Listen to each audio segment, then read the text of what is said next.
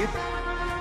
And I was about to take advice from a clown who dives headfirst into the shallow end of the pool. It's Talk Sports with John Reed and Cody McClure.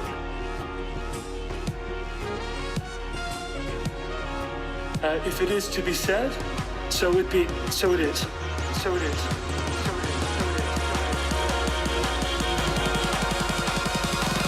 It's a Tennessee thing. Well, I'm holding on.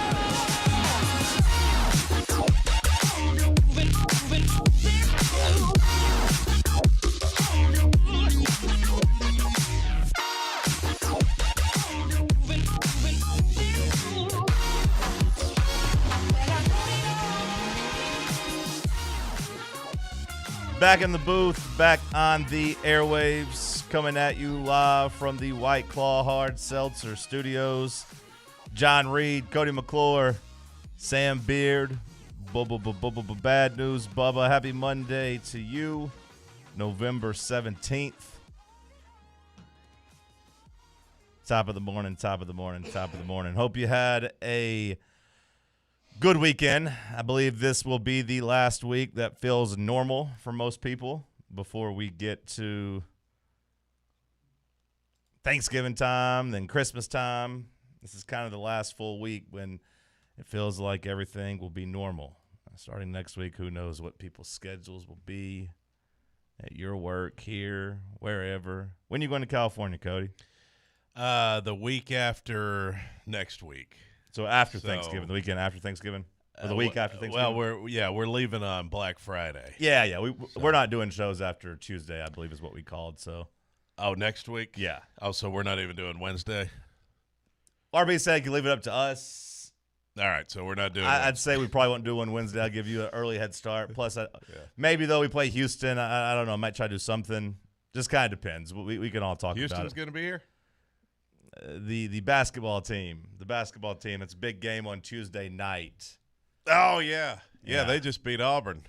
Yeah, that was a good game. That was a good game. That Auburn team played them close. But, yeah, we'll be doing that on Tuesday, so I might try to do some type of event around it. And then maybe, like I said, we'll talk about Wednesday. But either way, this is the kind of last full week before things get weird. Oh, yeah. How was your weekend? Oh, pretty good. It's good to be here. Good to be anywhere. Beautiful day here in our fair city. Hello to the freaks. It's going to be sunny today. I like that. Yeah, sunshine. Ooh, sunshine on my face. Yeah, sunshine. Oh, yeah, drench me.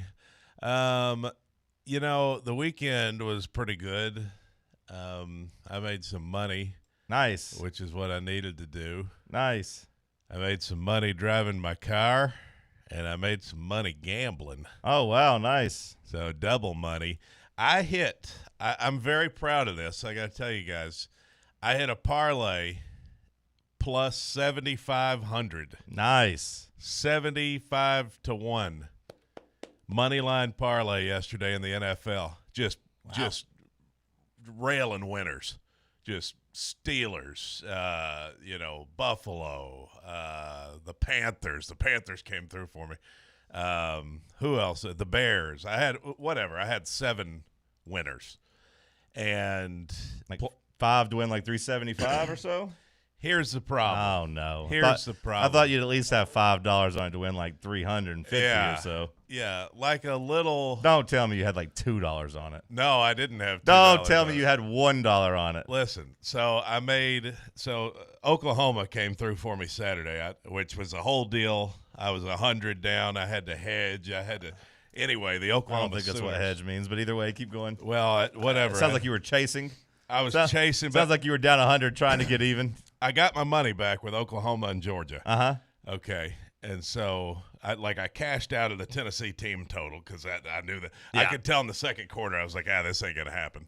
So I cashed out of that. I put some money here and there and did what I had to do. Anyway, got my money back. Ended up making $1. So I was at like $101 going into Sunday. And I said, you know what, I'll just cash out an even 100 because it's an even number. And normally I would always have at least $5 on a parlay. But I had $1. I was like, what are you going to do with $1? I was like, let me just cash out this even 100 and put together some random ass parlay with big odds that's not going to hit, plus 7,500, and then it hits. So I made $76. Oh, my God. But $76 better than no dollars. Yeah, it is. But I think I'd be sick if I hit it. I think I'd be more angry that I hit it. I think I'd have been rooting for one of them to lose just so I couldn't. Because, I mean, like, again, like, $5 or $6. I know. It would have paid $380 or at least. Yeah. I was doing the math on it. Yeah. Yeah, it was just, and I would always have at least $5. Well, I know that's why I thought. I know you don't do huge numbers, but No, again, but for me, every time I've heard of you at least putting a bet in, it's been $5 or $10. It's always $5 at least, but nonetheless, see, I had Dolphins, Texans, Bills, Panthers, Jags, Bears, Steelers. So it paid out plus 75 something. Whatever that is. That $1, the one to win 76. $1 damn makes dollar. me sick. But it was cool to hit it. I've never hit one like that, you know. So now you're addicted. Now you're going to put $10 on the next one and lose. Yeah. Well, congrats on the win. Enjoy the week of Starbucks. I'll enjoy that pays for my coffee. Enjoy the week of Starbucks. Good weekend otherwise? Yeah. Oh yeah, all good. Good deal. Good. Just nothing crazy in my life. I had a good weekend myself. Friday was kind of went to a friend's house and just kind of watched football and sat by the fire. That was nice. Saturday I went to the casino down in Murphy. Oh. For AJ's birthday. Oh yeah. Which is my best buddy. I don't know why the hell I told you. I said 1991 last Friday, thinking he was born in 1991. That is not the case. He was born in 1990. I just know he's always been younger than me, but it's like because he's born in November and I'm born in March. But dumb, big mistake by me. And then yesterday, decent Sunday. Was able to finish the night strong in terms of my gambling. Shout out to Jalen Johnson. The guy's just a machine. Shout out to the Hawks and no thanks to the Lions. No thanks to the Lions. Although I finished the night hot. The Hawks, I don't know if you saw, not to make it a Hawks opening segment, but 22 points down in the fourth quarter. Boom, came back and won. That's a fun time to be on the right side of that. Yeah. A 22-point comeback. And it was one of those bad things that start in the fourth quarter, with like 10 minutes left, we're down 22, and I'm like, oh, no. That means I needed one more rebound from Jalen Johnson. I was like, it's a blowout. They might take him out at any moment. Luckily, he stayed in, got another rebound. And then won the game, so that was cool. And then in my big fantasy league, I told you I got this big like $300 fantasy league, $300 buy-in. And coming into the game, I was up 0.11 points. And I had Jake Bates, the Lions kicker. And this is a very, very close league, so like really every point matters. So I was like, you know what? I'm going to play him. Maybe he'll get 6-7 points. It'll be good for tiebreakers down the road. I was like, there could be a stat correction that maybe, I lose a couple yards here or there, and the next thing I know I'm losing, and I'll be mad if I benched him, so I played him. And then he did absolutely nothing and missed an extra point, which luckily you don't get penalized for, which I think is a flaw in the fantasy football formula, that you don't get penalized for missing extra points. So I'm up 0.11, and then the Eagles go for that fourth down the 30, and I'm like, oh, my God, this is going to lead to a field goal. Don't lose any yards. Boom, sack, because, of course, Jared Goff got sacked. And then they're lining up for a 54-yard field goal that if he misses, I'm going to lose 2 points and lose this game. And it was for first place in the division. Like I'm 5-5. The guy's 6-4. Everyone's pretty much jumbled up. So I'm sitting there sweating a 54-yard field goal in the wind, and I'm like, oh, he's going to miss it. And then luckily, boom, right down the middle. That's when it was 16-6. Yeah, they were down 10, so they had to kick a field goal to make it a one-score game. And I'm like, oh, but he lined up right down the middle, drained it. So won my big fantasy league too.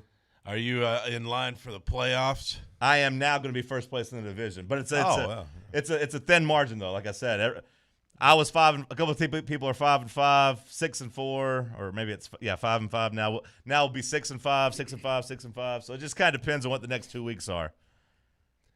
But like if I'd have lost that one, it would have been really, really tough. It'd have been an uphill battle. So you'd be sweating. Yeah, lining up for that field goal. So needless to say, the adrenaline was through the roof for me between my team making a 22-point comeback and my fantasy team. I was up till like 1:30 a.m. last night.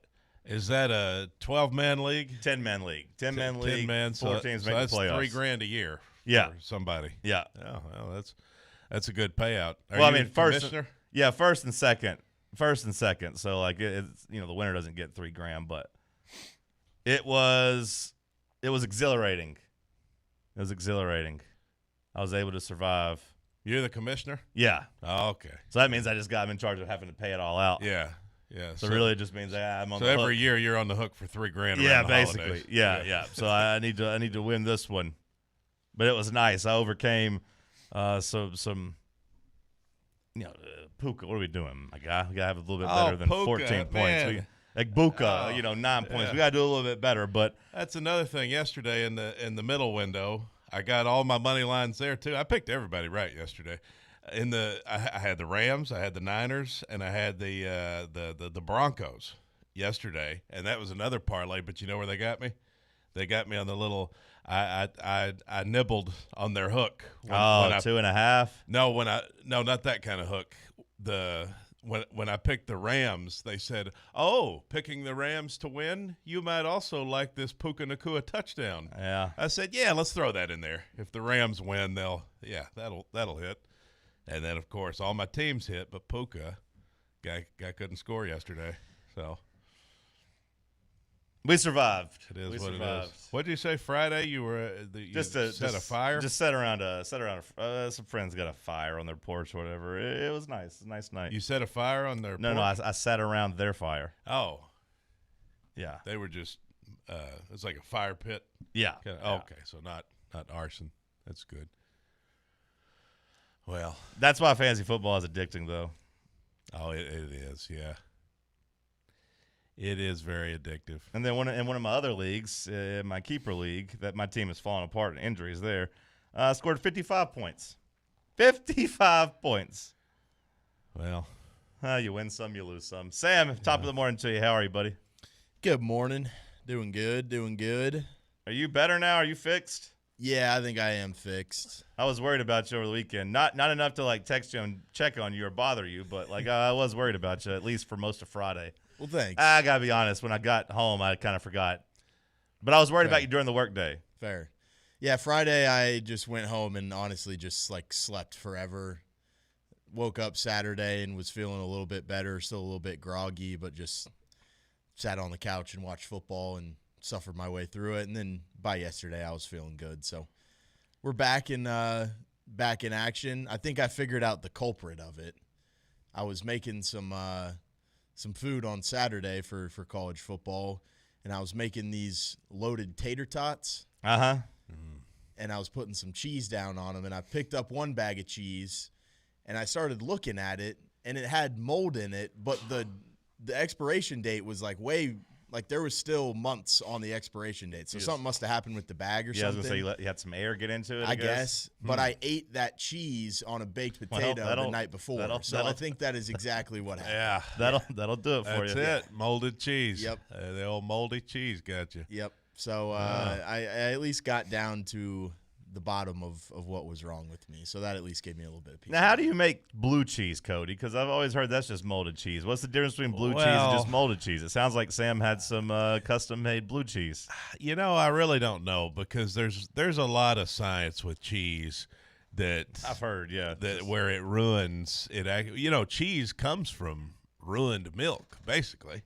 I could be wrong about that, but based on my limited knowledge that I'm now spewing on the radio as fact, is that cheese comes from spoiled milk. And so, that's cheese culture is kind of, I think mold has always been involved in cheese. But, yeah, I don't know. How does it get molded in the bag?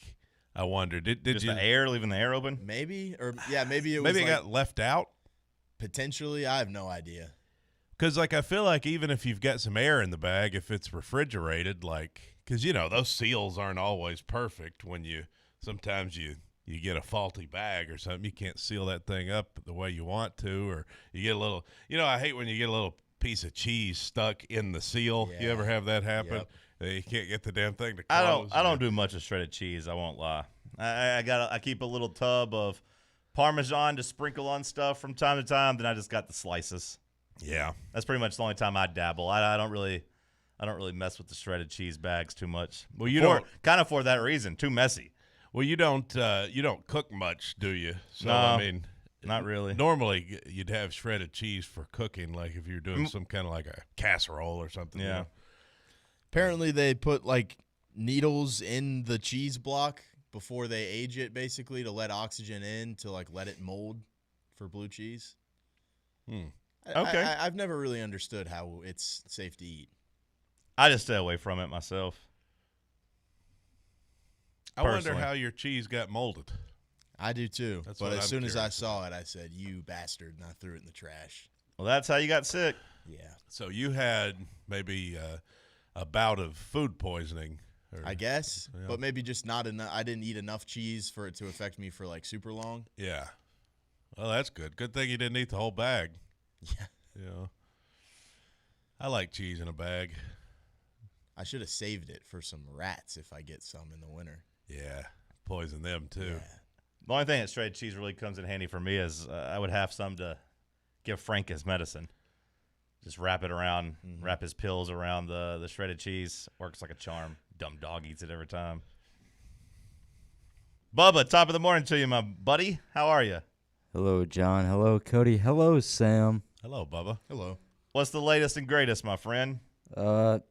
This collar is very blue now. Let's go. What Yeah. happened? You sad? What happened? Over the weekend, we took a big step up for mankind in the world of manhood, building things, using power tools. Okay. I was up in the outskirts of Jellicoe helping a individual build a barn dominium, which is basically the layout of a barn, but he wants to split the inside of it to where half of it is like livable. Let me guess. Like half of it's like a condo. Pretty much, yeah. Yeah. Like And a the other one- condominium, Yeah. except it's a barn. Yeah. Oh. Man. So Who would I've have ever been able to figure that out?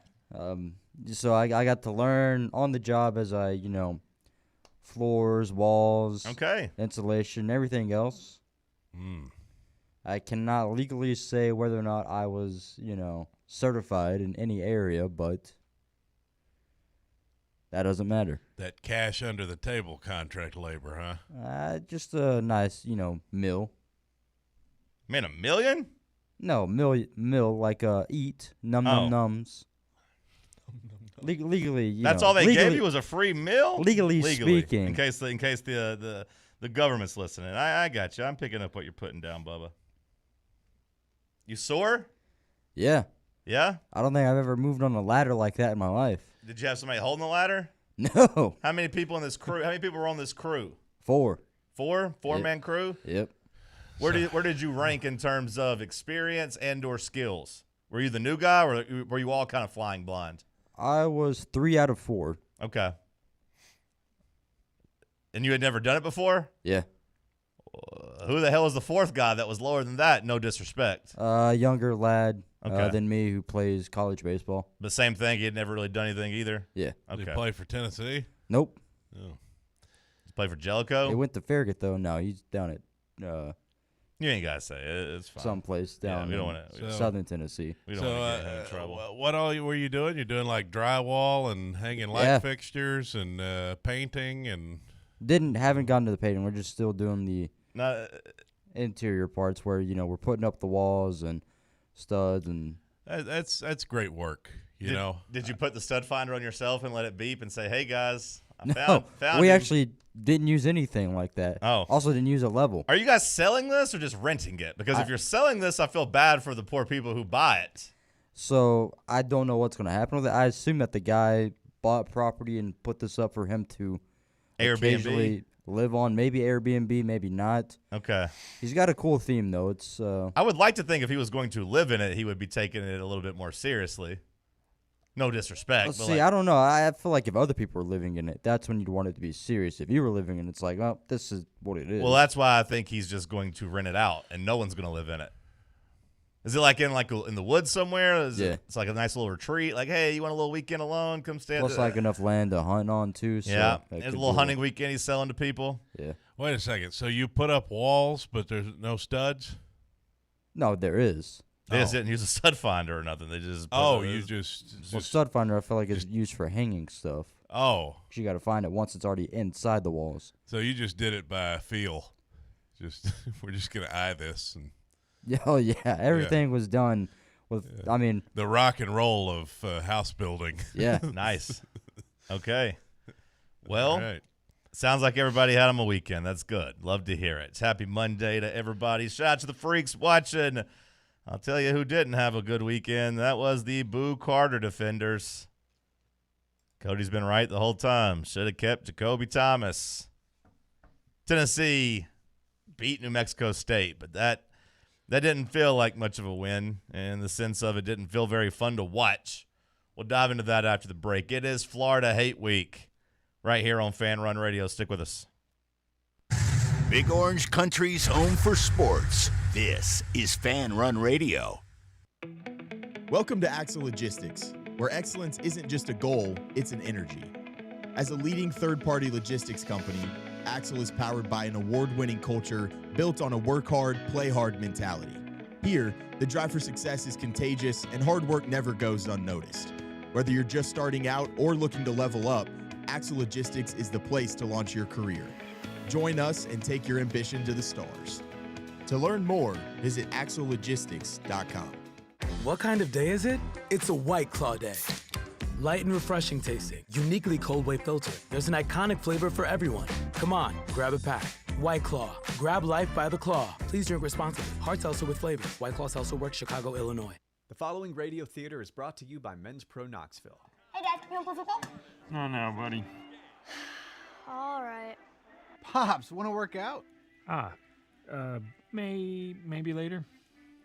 Hey, kids are in bed. What you up to? Tomorrow? You've got one life, and it's too short for not nows, maybe laters, and tomorrows.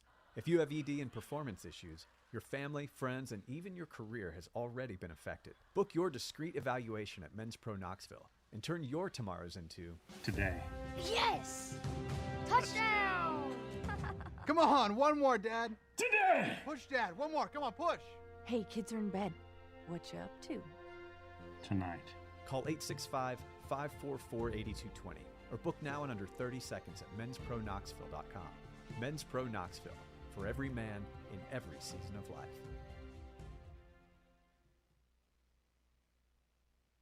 For over 3 years, Crumble Cookies has served the Knoxville area. From Clinton Highway to Parkside Drive, even our friends out in Maryville have reached you, our fans, with the best cookies in the game. This fall, Crumble is gearing up for yet another fantastic season. Whether you're tailgating or looking for a pick-me-up after getting the kids from school, Crumble has you covered. Download the Crumble app to check out this week's rewards and features. And stop on by. Tell them Fanrun sent you, but don't miss the cookies. Inward Half is committed to the game and the memorable moments that happen in between. From the tee box to the tailgate, from the green to the big game. For the first birdie with Dad, the first big win with Mom. Friday night lights, Saturday superstitions, Sunday traditions. Fall into the comfort and unparalleled performance of Inward Half.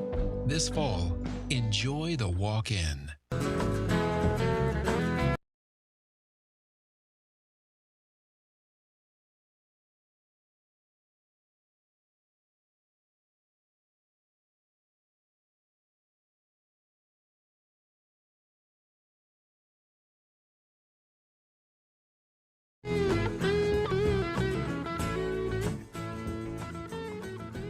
All right, back on the program. Let's dive into it. Tennessee takes down New Mexico State. No surprise there. Tennessee dismisses Boo Carter. No real surprise there either. Tennessee set to go into the swamp as 3.5-point favorites. Cody, what do you find to be the most interesting thing coming out of the Big Orange weekend? Well, the game was not good, not really worth watching. The Boo Carter stuff, they kept saying on the broadcast he had an injury, and they kept, doubling down on that. Boo Carter, he's got an injury, and I was like, he does not have an injury. Like this guy, I don't know if they were unaware of the drama or they just didn't want to get into it, maybe, but. Well, Tennessee, I think, was allowing the hip injury to kind of be the story on Saturday morning. Yeah. Just get through the game. But, I was told that the locker was already cleaned out like before the game. Like they knew what had happened. They were just letting that be the narrative. Yeah, they just didn't want, I guess, to have any distractions before the game. Then you just kind of say it. Once Heupel addressed it in the post-game press conference and said, like, hey, there's an expectation and yada, yada, yada, didn't meet it. You knew what was coming at that point. Well, the effort, anybody with, a good set of eyeballs could see, like, why is this guy on the field? He wasn't up to par, as they say, in the golf world. And I don't know why they hung on as long as they did with him. But, in hindsight, you probably would have just gotten rid of him back when all the drama happened. He didn't really contribute much all year. So, yeah, I mean, I feel like now that we are here and we know the end result, obviously it was a big mistake. Right? Like, obviously, you wish you wouldn't have gone down that road.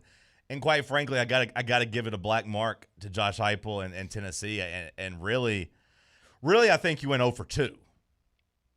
I think you went 0 for 2 in the NIL era because no matter how it ended up, I don't agree with the national narrative that Tennessee did the right thing with Nico. And what I mean by that is, not that it was wrong to let Nico go. I'm saying the opposite. But, Tennessee was going to play the game with Nico.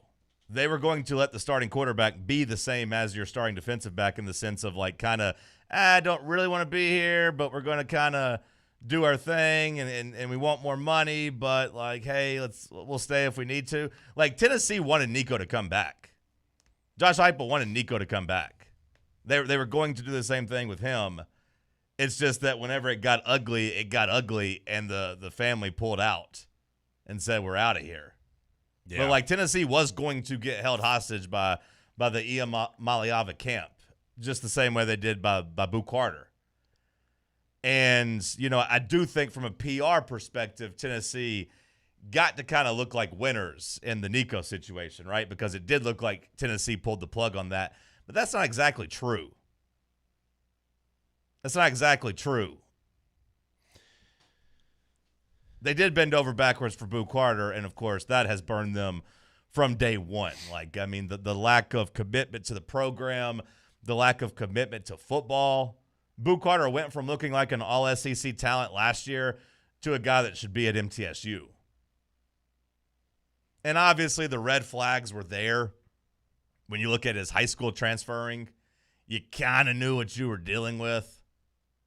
And you decided to hop into bed with someone that you knew wasn't really loyal. And then when they kind of showed you that, hey, they ain't really changed, you begged them to stay. You gave them more stuff. You gave them a bigger ring. You bought them a nicer car and said, please, please, please stay. Don't leave me. And then they stayed, I wouldn't even say half committed. It feels like 25% committed to the cause. And it's been nothing but a headache, and it has kind of ruined your team. For everybody that's complaining about the defense, Boo Carter's a big reason why this defense hasn't played up to your standards. There's a big reason why the secondary hasn't really panned out for one way or the other, either because he isn't the player that you thought he was going to be, or he took somebody else's spot, like Jacoby Thomas's, who would have been here and been happy to be here and been playing harder. Either way, Boo Carter's a big, big problem and a big, big part of why this team didn't accomplish their goals this year, and Tennessee kind of has themselves to blame. Well, you could call it 0 for 3 if you include Jacoby Thomas in there too, the way it worked out. But it feels like the way that it happened with Nico is why it happened with Boo Carter, because they knew, I think, that they had made a mistake there, and so then they tried to overcorrect a little bit with Boo Carter. And it obviously he was not a guy that was worth that trouble. I mean, they just kind of maybe blinded by the talent, but the effort was not there. The talent was definitely there. And I got to say, I mean, Sam, you can correct me if I'm wrong and if I'm rewriting history, but I don't feel like the questions really were there last year in terms of effort and stuff. It seemed like everything had kind of was on the up and up and had passed. He was good. Yeah, I mean, he was playing as a true freshman, and it seemed like they were pretty content. And again, at least when he was out there, he was playing hard. He was 100% playing hard. Yeah, he was good. Yeah, you felt good about it coming into the year until the drama happened over the summer. Do we know how long he had his agent, the guy that represented Ace Bailey? That was in the off season. I can't remember if it was the spring or summer. That was a new thing. He had gotten rid of an old agent and hired Ace Bailey's agent. That was kind of the talk whenever he went AWOL and was in California. He was supposed to be at practice, and his mom's posting on Facebook about how he should be at Colorado with Dion and yada yada yada. Speaking of his mom, Mama Boo breaking HIPAA violations or stuff out here. Yeah, I guess it's her son. She could do whatever unless he's like, hey, Mom, don't send that. But, she posted an MRI of oh, he's got a hurt hip. That's fine, man. And she's also on a date at that go-karting place on Kingston Pike. So she what? She went on a date Saturday to that go-karting place on with Kingston who? Pike. Some guy. You're keeping up with every post, aren't you? Yeah. How'd they look? They look happy? They look cold. They were bundled up. So I don't know if they're ready to go north. It is kind of cold in there. I was cold the time I went, too. Well, keep an eye on her Facebook, Bubba, and let us know. Because, she is going to say something. And the big question will be, where does Boo go now? I know he got linked to some schools. If you think Boo Carter is going to end up at Alabama, I don't really believe it. I think that's kind of naive. But, the talent's there. Maybe somebody does say come in and improve it. But, I don't see any serious program really signing up for this situation. We got a Vanderbilt fan in the chat. Vandy Dandy, 8575. Is he an honorary freak at this point? He's been in here for about 3 weeks. I think he just likes the show. He seems to like the show. Yeah, I think he just likes the show. It's okay if you're not a Tennessee fan. Yeah. It's, we're Tennessee fans, but you don't have to be a Tennessee fan to like the show. I don't really have much hatred for Vanderbilt, so, you're welcome here, Vandy Dandy, 8575. We'll see how he acts next week. Yeah. If he's a jerk next week, we might change our tune. But yeah, he's welcome. He seems all right. He doesn't really troll people too much. He says Boo Carter is welcome to come to Vanderbilt. Well, that feels like Vanderbilt's prestige would really be dropping there in terms of the requirements to get into school. It seems like. Well, not only that, but, Clark Lee runs a pretty disciplined program, it seems. And I was going to say, and B, I don't think Clark Lee strikes me as the coach that would jeopardize culture, because that's what you would be doing bringing this guy in at this point, would be jeopardizing culture. Yeah, I don't even know if Clark Lee wants to put up with that. And everyone keeps talking about Deion Sanders because the mom, has been posting about Deion Sanders. I don't think Deion Sanders is the type that puts up with that either. Deion Sanders cut a 5-star. Because the 5-star wasn't locked in. What was his name? Cormani McLean? Was that his name? Mm-hmm. That guy was a 5-star. Got there. He's like, you ain't got it in between the ears, brother. You ain't got it in the chest, the heart. You ain't playing. And that's at Colorado. Deion doesn't really seem like the type that's with the nonsense. So, I don't even think, I know everyone thinks Boo's going to Colorado. A, I don't think Deion would really want to deal with the headache either. B, I don't even know if Deion will be coaching next year because with all his health concerns and his AD getting fired, I don't even know if he would want to be there trying to go through a rebuild. That seems like it would be pretty strenuous on the body, and Deion doesn't need that. He's got money. It's tough with those guys like that who are knuckleheads, because you see the talent and you want to, subscribe to the talent and be like, well, the guy's so good when he's locked in, but if he's not locked in at all times, it's not going to do you any good. So, letting him walk it is what it is. There are a lot of guys with talent. Yeah, and being a locker room problem that outweighs negatively the whatever you can do on the field to me. So, seemed like that never really got patched up. They made it sound like coming into the year that everything was fine. They got it worked out. But I won't go that far because I do feel like we heard that the teammates weren't still thrilled with him coming back to the team. But they had that whole leadership council. Yeah, but it sounded like, hey, we need you because we don't want to lose another defensive back. You know what I mean? It wasn't so much that they patched things up. It's just that hey, we know that you can ball. And look, here's the thing. If Boo Carter was still good at football, This season probably goes differently in multiple ways. Like the defense is probably better, but also like you deal with the off the field issues because if you're really, really good, you put up with it. There's a reason the Eagles never traded A.J. Brown. Yeah, he's really good. He's really good, and he still goes out there and plays hard. If he was out there moping around and not catching the ball and they threw it to him and not running full speed, like that would be a different story. But like you can put up with people complaining, you can put up with people being weird and distant if they ball. And Boo Carter ain't been balling. I wonder what it would have been like if, say, Jermod McCoy had been out there or even Ricky Gibson. Like if your corners were in a better situation, like do they – does a guy like Jermod McCoy, does he get in Boo's ear and kind of help him? I don't know. I don't know what kind of relationship they got. But I would say no. Like the defensive line obviously didn't like him. And look, I'm not even going to say that like it was maybe the best move to beat his ass, like reportedly happened. Like I mean that was the talk of this offseason was that he got his ass beat by some defensive players on the leadership council, essentially, like guys that were trying to hold him accountable that said, hey, we're going to police this themselves. That's a good headline. That makes it look like guys are checked in. That makes it look like you got leadership. But like that probably did make it a lonely locker room for Boo Carter. And that probably did ruin any chances of him being back on the team in terms of like being fully bought in. Because it would be hard to be somewhere where you knew that everyone didn't like you. I'm not even saying that Boo's wrong for that. But I'll also say that like he brought that on himself. It'd be hard to go to practice every day with a guy who beat your ass. Yeah, and like knowing that they still want to beat your ass. Like and knowing that like everybody was kind of cool with it. Like I never heard a story about anybody standing up and fighting on his behalf. You know what I mean? Like that. Right. That would make you feel lonely on the team. I get that. But also, like, there's a reason that happened, and you have to take some responsibility. And I remember us talking about this in the offseason. And look, to be fair, I mean, I think we all wanted him back because we knew he could play good. And we didn't want to lose two of our best players, two of our most important players before the season. But I remember us talking about it, Cody, and saying, like, hey, you need to kind of go up in front of the team and accept his responsibility to kind of apologize and be like, hey, I'm locked in. And I'm going to imagine that never happened.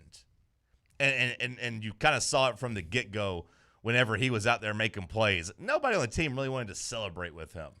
Yeah. It was very obvious all season long that there was a distance there. Well, and the refusal to return punts and like just he was out there way too long. They let it drag on, I feel. It was another bad coaching job this season by Josh Heupel. There's been a couple of them. I would say the Boo Carter situation is near the top. Is near the top because he should have cut baits. He never – I mean, how ridiculous is it in hindsight that we were actually going to let him play offense? Like we were like, oh, yeah, you can play some wide receiver, man. Trust me. Yeah, you're good. Mm-hmm. Come here and play some wide receiver. And who knows if we actually would have let him, but he was practicing at wide receiver. Like, how ridiculous is it that we were going to reward that type of behavior? Like that, and hopefully, look, all you can ask for from your football coaches, your football teams, your sports teams, really your friends and anybody in life, your girlfriend, your boyfriend, your husband, your wife, whatever, your mistress, your mister, all you can ask from people is just that they learn from their mistakes because nobody's perfect. Right? Like everyone's going to make mistakes. No one's going to be right about everything. No one's going to make the right decisions about everything. So like when I say it's a bad Josh Heupel coaching job, you do hope that this next cycle you really, really just decide that you're going to protect your culture and you're going to invest in the right people. It's kind of a red flag to deal with people wanting to leave and kind of holding you hostage. I understand that you can't be a zero tolerance policy. Like, hey, Mike Matthews said he wanted more money. We paid him. He played pretty good this year. Did he play up to those expectations? That's up for you to decide. But, like, he at least has been a good teammate. I ain't heard no bad stories about Mike Matthews. You know what I mean? Like, I ain't heard nothing about him pouting or being upset if he's sometimes a third wide receiver. He wanted more money. You gave it to him. It seems like he was bought into the team. Well, you can't let the inmates run the asylum, for lack of a better analogy. I got that Houston Texans owner in trouble. You better be careful. Yeah, well. Although he was the owner, so it's a little bit different. But you know what I'm going for, though? Like, you got to have – and I've started to have a lot of questions about Heupel when it comes to just discipline in the program, and the Boo Carter situation. You can look at that the same way you look at the penalties they commit. It's just like it's a lack of focus on, as Josh Heupel would say, the little things. The details. And, like, he talks about it, so he's aware of it, but I need to see some improvement there. I just think it's pretty clear that Josh Heupel has way too much on his plate right now, whether it's the play call. Yeah, he has put on a few pounds. That's a good point, Sam. I've noticed that too.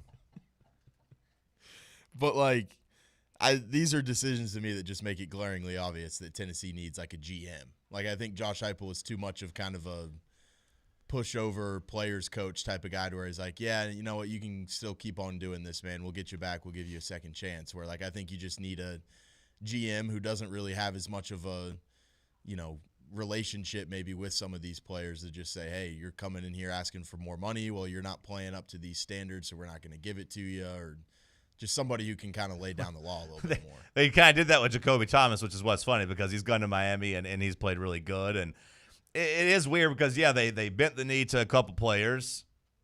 They told him no. I think just from watching on the football field, like, again, I don't know how he was acting in the locker room, but I didn't hear anything bad about him. But, like, that's the type of player you would want here representing the T. Well, the thing is, it's the inconsistency. Yeah. The standard has to be the standard. A GM would be a welcome addition, although I do think you have people over there doing that job already, just without maybe the official title. But, an offensive coordinator that actually, calls some plays and helps, think ahead and take some of that off Josh Heupel's plate because, yeah, I mean, it seems like he's been a little overwhelmed at running a big-time program. And like I said, I'm not super upset about it. It is what it is. I don't think Boo Carter is the reason the season hasn't isn't going to end in the playoff. I can't put that all on his feet. And I do think, like, if he was balling out like he was last year, then the secondary would be a lot better. But maybe you'd still be drawing dead, dealing what you dealt with your cornerbacks. Maybe you'd still be drawing dead. I don't know. But like I said, you just hope that Josh Heupel and the coaches learn from their mistakes and that this next go-around in the transfer portal, they are both for the transfer portal of guys they're bringing in and guys they're trying to keep from leaving. You just hope they have a better feel of personalities. And, like, hey, somebody might be a 95 in talent or a 90 in talent, but like a 75 or 80 in a head case, problematic ranking. You got to make sure that you are weighing the pros and cons. You've heard of the crazy hot scale, right? When it comes to dealing with lovers. Yeah. You got to make sure that the crazy hot scale is properly weighed. And maybe you shouldn't even be looking at the crazy hot scale. Maybe you should be looking at this more of like let's just get a couple of safe sevens in here. You need to be focusing your efforts in the unicorn zone like Urban Meyer did. He had a lot of crazy, but he had a lot of hot too. Those guys were NFL players. It all came crashing down for him too, though. It's hard to manage a culture. Yeah, I mean, even look at Kirby Smart even. I mean, he's had a ton of issues off the field, but I mean, he seems to keep winning at a high level, so. I will say for Kirby Smart's off the field issues, I've never watched them play and really thought they didn't want to be out there playing, though. Yeah. Like, he still gets them playing and locked in on Saturdays, and it just put on Boo Carter's film, and you can see that wasn't the case for Tennessee. And I get it. We were hamstrung with injuries, so maybe you just had to throw those bodies out there. But I do think it was kind of fitting. I know the game on Saturday was ugly, but it did make me happy seeing and hearing, about William Wright's interception. Afterwards, the walk-on, he's talking about how he's worked every day, for 5 years for that moment. Yeah, those are the guys you want. It is, to me, kind of poetic that on the day that, the talented prima donna gets cut, it's the walk-on that really wants to be out there playing football. He gets to have his moment. I thought that was kind of cool. Yeah. We'll continue the conversation on the other side. It's Talk Sports on Fanrun Radio. Can't get enough Fan Run Radio? Download the free Fan Run app and take the best Tennessee sports conversations with you wherever you go. Yee-haw! I've been hooting and hollering ever since I started betting with the VIP Play app. VIP Play has more than 200 leagues, every bet type you can imagine, live betting and live hosts, all with 24/7 support from real live people when you need them. Start betting better with the VIP Play app today. Don't be a better, be a better with VIP Play today. Download VIP Play today or head to VIPPlayApp.com. Make sure you use the promo code FANRUN to take advantage of their welcome bonus and so they know that we sent you. Gambling problem? Call 1-800-8899-789. Must be 21 or older and located in Tennessee to bet. Got a problem tree looming over your home? Call ECR Total Landscapes. Whether it's trimming, removal, or storm cleanup, our certified pros get the job done safely and efficiently. We're licensed, insured, and ready 24/7 for emergency calls. Big or small, we cut them all. ECR Total Landscapes. Call now for a free estimate, 865-384-2012, and mention promo code FANRUN for free stump grinding on any tree removal now through the end of the year. Also, visit us at ecrtotallandscapes.com. Hey Vols fans, Cody Brown here. I grew up right here in Tennessee and know what it means when someone says, I've got your back. That's why you can trust Farm Bureau Insurance of Tennessee. Whether it's your home, your vehicle, your family's future, or the business you built from the ground up, we will show up for all of your insurance needs. We are Tennesseans who understand what matters, which is doing right by you. Insurance is not all about just paperwork and policies, but it's about the people we insure every day. So if you want insurance that hits home, give me a call at 865-992-3871. Go Vols. Dick's House of Sport at Westtown Mall is a destination devoted to sport, and it's your destination for exclusive events and experiences. Come visit a store like no other. Check out our 40-foot rock wall, golf performance center, Hit Tracks batting cage, and outdoor turf field. You can now rent our space for private events and birthday parties. Learn more about our events and exclusive product launches on Facebook and Instagram at Dick's House of Sport KNX. Dick's House of Sport, proud partner of Tennessee Athletics. Are you tired of spending hours on laundry and ironing? Let Crown Cleaners handle your dry cleaning so you can handle your business. Our expert team can take care of your clothes, removing stains and wrinkles like they were never there. Whether it's your best suit or everyday attire, we handle it all at Crown Cleaners. Say goodbye to laundry stress and hello to extra free time. Crown Cleaners, Big Orange Country's imperial dry cleaning service since the 1960s. Online at crowncleaners.com.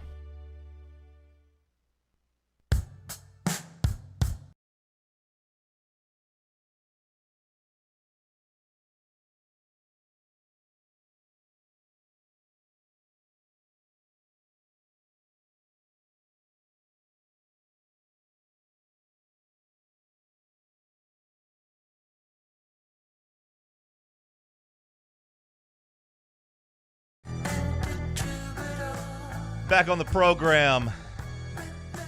Shout out to White Claw, Hard Seltzer for sponsoring the studios. Did a really good job getting all this stuff decorated in here. We just keep adding some stuff. I think Russell brought us a new Carl Pickens. Well, not new, but an old Carl Pickens poster. Something new to look at. What's the view like for you guys over there, Bubba and Sam? You guys like looking at this? You guys see anything cool, or is it just a backdrop, I guess? What do you guys look see? at Chris Johnson sometimes. Okay. The Chris Johnson autographed jersey is pretty cool. Mostly just the background. I'd like to take that Michael Jordan poster down, but put up LeBron. Maybe Jalen Johnson.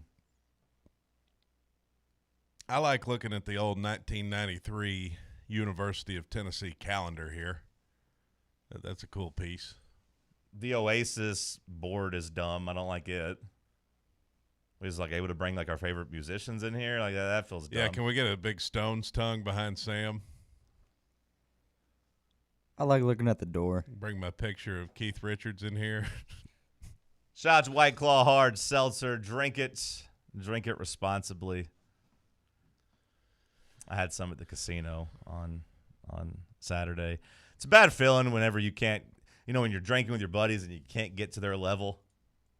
For me, that just led to me being. I've never had that happen. It did for me. They had a little bit of a head start on me when I got there. That mixed with the gambling and the vibes, I just never could get to that point. So they were too drunk, and it just led to me. And you know me, so that led to me just kind of seeming I'm like not having fun. No, I wasn't doing that, but it just led to me seeming like a jerk. I think I seemed like a jerk. Oh, You should have just gotten drunk. My buddy had a new. I was drinking. I couldn't get there. That's the point. Like sometimes drinking to me is a mindset. Turn on the liquor. Nah, I was. To me, it either just does nothing or it makes me sleepy if I'm in a bad mood. But like my buddy had a friend that I'd met for the first time come in. It was his first time in America, actually, or not his first time in America, but he had just moved to America from London. Like his wife had made him move over here. He didn't really know anybody, so he came to the casino, and he was just peppering me nonstop with just the stupidest college football questions. Oh no! Asking me like who Georgia State's rivals are. Like I don't care. Like who? Why do you care? Probably Georgia Southern. I don't know. I was trying to explain to him. Georgia Pacific. I was trying to explain. You know, he was like, well, "Explain to me college football," and I was like, "What do you mean?" I was like, "He's like, why do people like it?" I was like, "I don't know, man. Community." I was like, "Think about the soccer teams in London, how they all are parts of neighborhoods." I was like, "That's the best I could do with college football." It's kind of like that. She's like, "Oh, okay. So he's asking all these random teams that are on the screen that I don't really care about. Meanwhile, I'm sitting here watching my teams lose. I'm getting mad. I lost some money on Alabama, and then like my Kennesaw State Owls. They screwed me. Did you watch the game? Yeah. How frustrating was that game? Gross. That game was they kicked their ass. They just could not score inside the 10-yard line, and I was losing my mind. That one cost me on the Fanrun pick'em. I'm sorry. I'm sorry for all the freaks out there that maybe were on the Kennesaw State House. Just know I was on there too. More and I like still feel like we were on the right side in terms of like I do feel like they were the better team. It's just they threw 2 interceptions in the end zone. They missed a field goal that I swear they made. I swear the field goal was actually good. And then Jacksonville State caught a tipped Hail Mary before halftime. I don't know if you saw that. No. Like a 70-yard. It wasn't even going to make it to the end zone, and it gets tipped up in the air, and the guy catches it and runs for the – and meanwhile, as all that's happening, this guy's just peppering me with questions, and eventually I get up and I just go to the room. I just go back to the room. I was like, I got to go. I got to go to the room. I got to get out of here. And I just went and sat on my bed and watched the end of the game. I was like, I got to get out of here. I couldn't handle it. More like hootie boo-hoo. Kennesaw State screwed me out of like a Cody-like parlay yesterday. I apologize. I'm sorry that happened. And then they finally go to the backup quarterback and start moving the ball. And I'm like, well, why didn't they just do that earlier? Because the backup quarterback had been pretty good. And then the guy's trying to get me to chug wine. Like he's trying to bring wine. I was like, I don't want any wine. He's like, come on, man, just drink it. And you know how I am. He was trying to party. Well, he wasn't really trying to party because he's the one that ruined the vibes early because he went to sleep at like 5 o'clock. Like he took a nap at like 4, maybe like 3:30 or 4, and then he ruined the vibes. Then he got mad that everybody else was in the room. And I was like, you started this. He's like, they went and got a bottle of wine. He's like, trying to get me to drink red wine. I was like, I don't want any. He's like, come on, man, just take some. And you know me. I'm like, no, I don't want any. Yeah. And then eventually they're all doing it, and I just started getting mad. At that point, I was like, just leave me the bleep alone. Let me drink what I want to drink. It's hard to get you to drink something you don't want to drink. I recall a time when an entire bar was chanting for us to take shots. Yeah. John, I'm good. John. And then you still wouldn't take the shot. I didn't want it. And I definitely didn't want this damn red wine. So then it just put me in a grumpy mood. Then I feel bad because I was getting grumpy, and then my team lost that I was betting on. And Tennessee, I put a first quarter over 13.5, first half over 30.5. The first quarter hit. Thank God for the defense getting that interception. It kind of set them in the 40-yard line where they could score because Lord knows Joey Aguilar wasn't trying to help me there. Mm-hmm. Rough game for Joey on Saturday. Yeah, it was. That second quarter when we had 21 points and weren't really moving the ball, we went through a stretch there in the second quarter where we were doing absolutely nothing. And I said, I'm pulling out of this over because I had like a team total like over 49.5. So you did the game, yeah. See, I did the first quarter and first half. Yeah. Thinking that, oh, yeah, they'll be good. And they might take the foot off the gas in the second half. They didn't take the foot off the gas in the second half. They just couldn't really do anything. That was alarming to me. Yeah. Are you worried about Joey? I mean, he didn't look good. There's no way to slice it other than he didn't look good. I'm not that worried about Joey because Joey's only got 2 games left. Yeah, but we need maybe to win, 3. But we need to win these games, though. Yeah, well, like I want to. Don't get your hopes up for the swamp. I want to beat Florida. That's crazy. I know that everyone's so scared. I mean, I'm not even saying you're wrong, but they're 3-7. I know, but they played with effort against Ole Miss. That's because they were trying to impress their new coach. Like we thought we were going to get a dead Florida, and they didn't look very dead. See, I'm not ready to go there yet. I'm not ready to go there yet. That we're not going to see a dead Florida, just because I feel like they did that against Georgia, and then they came out and just quit against Kentucky. You know what I mean? Like it feels like they play hard one game. They're a week-by-week team, and I think we're going to get them on their bad week. Yeah. See, like are they going to lay down against Tennessee though? I don't know if that Tennessee game matters to them. Maybe I'm wrong. I think the Ole Miss game and playing Lane Kiffin mattered much more to them than than playing Tennessee did this year, trying to ruin a top 10 team season, maybe your next coach. Boy, yeah. I don't know.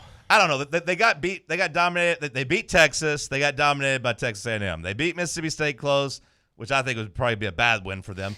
They played Georgia close. That was a good game. Then they got killed by Kentucky. Then they play Ole Miss close. So, yeah, I think they just kind of go back and forth, back and forth, back and forth. And now there's no bowl eligibility. Tennessee's not a top 10 team. It isn't Lane Kiffin. It's Thanksgiving weekend, or the weekend at least before Thanksgiving. Like, I don't know how many people are going to be making travel arrangements to come there. You don't think they'll be too motivated? I don't think they should be. Now, for some, inexplicable reason, and I know it's just the schedule set up this way that there's no other good games. Maybe being at night on ABC would lead to them to have some pride. Well, I feel like the Kentucky game was so bad that was they had to respond with an effort against Ole Miss, more so than the Lane Kiffin stuff. Like that's more about just being a football player to me. It's like, are you really going to come out and just lay down and die?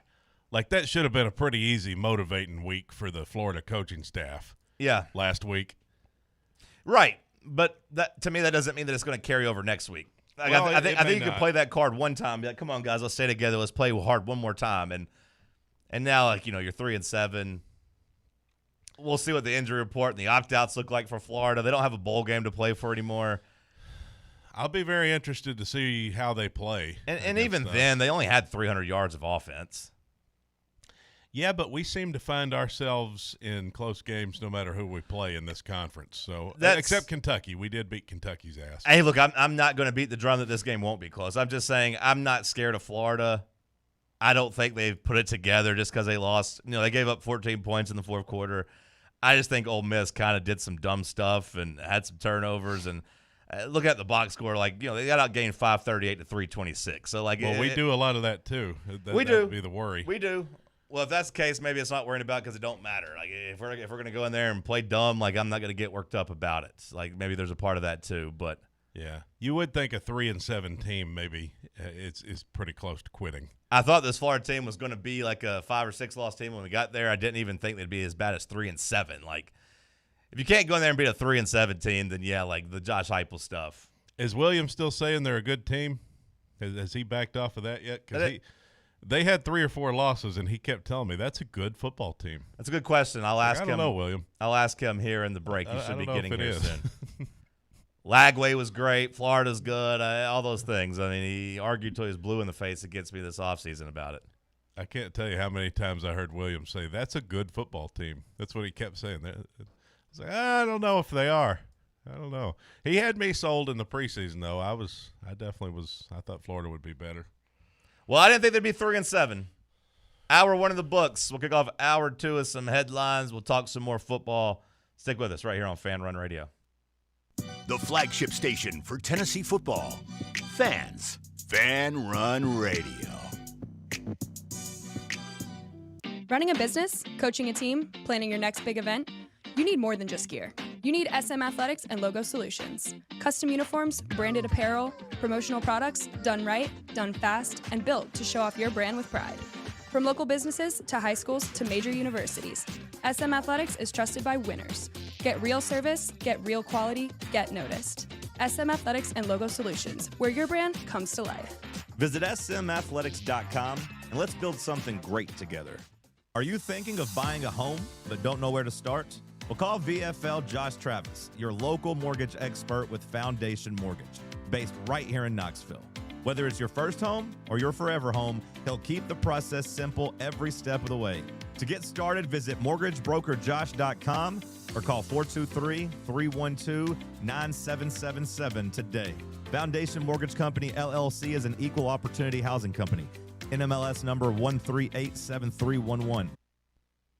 You're listening to FM 105.7 and AM 1340, WKGN Knoxville, and W289CU Knoxville, Fan Run Radio. Got a problem tree looming over your home? Call ECR Total Landscapes. Whether it's trimming, removal, or storm cleanup, our certified pros get the job done safely and efficiently. We're licensed, insured, and ready 24/7 for emergency calls.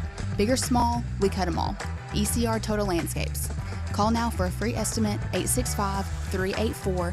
888-878-2012 and mention promo code FANRUN for free stump grinding on any tree removal now through the end of the year. Also, visit us at ecrtotallandscapes.com. Hey Vols fans, Cody Brown here. I grew up right here in Tennessee and know what it means when someone says, I've got your back. That's why you can trust Farm Bureau Insurance of Tennessee. Whether it's your home, your vehicle, your family's future, or the business you built from the ground up, we will show up for all of your insurance needs. We are Tennesseans who understand what matters, which is doing right by you. Insurance is not all about just paperwork and policies, but it's about the people we insure every day. So if you want insurance that hits home, give me a call at 865-992-3871. Go Vols. Hey Knoxville! Surfside iced tea and vodka, made with real brewed tea, is only 100 calories, 2 grams of sugar, with no bubbles and no troubles. That's right, zero carbonation, so it's easy to sip and enjoy. Headed to a game day or party at a friend's house? Bring an iced tea or lemonade variety pack from Surfside, or try their green tea and new raspberry tea vodka. Find the can with the sunset stripes this season. Surfside iced tea and vodka, sold at bars, restaurants, and stores near you. Surfside iced tea and vodka, sunshine in a can. Must be 21 or older. Enjoy responsibly. All right, what do you have? Better halftime show? Cheerleaders or dogs? You're listening to Talk Sports. I've always been a big friend of the cheerleading community. I think that they're great. I think that they are essential to athletics. You know, I just love what they do. I love the cheers. I love the way that they sound. They say, hey, go team, you know? I mean, what can a dog do? A dog can't talk. Airing every day from 7 a.m. to 10 a.m. Always give me the dogs catching Frisbees. Dogs I enjoy more than women. The dogs feel more comforting to me. And they do cooler stuff. On 1340 WKGN. You know, I personally would stand with Pete on this one. I mean, animals are supposed to be free. You know, they're not there to be your entertainment.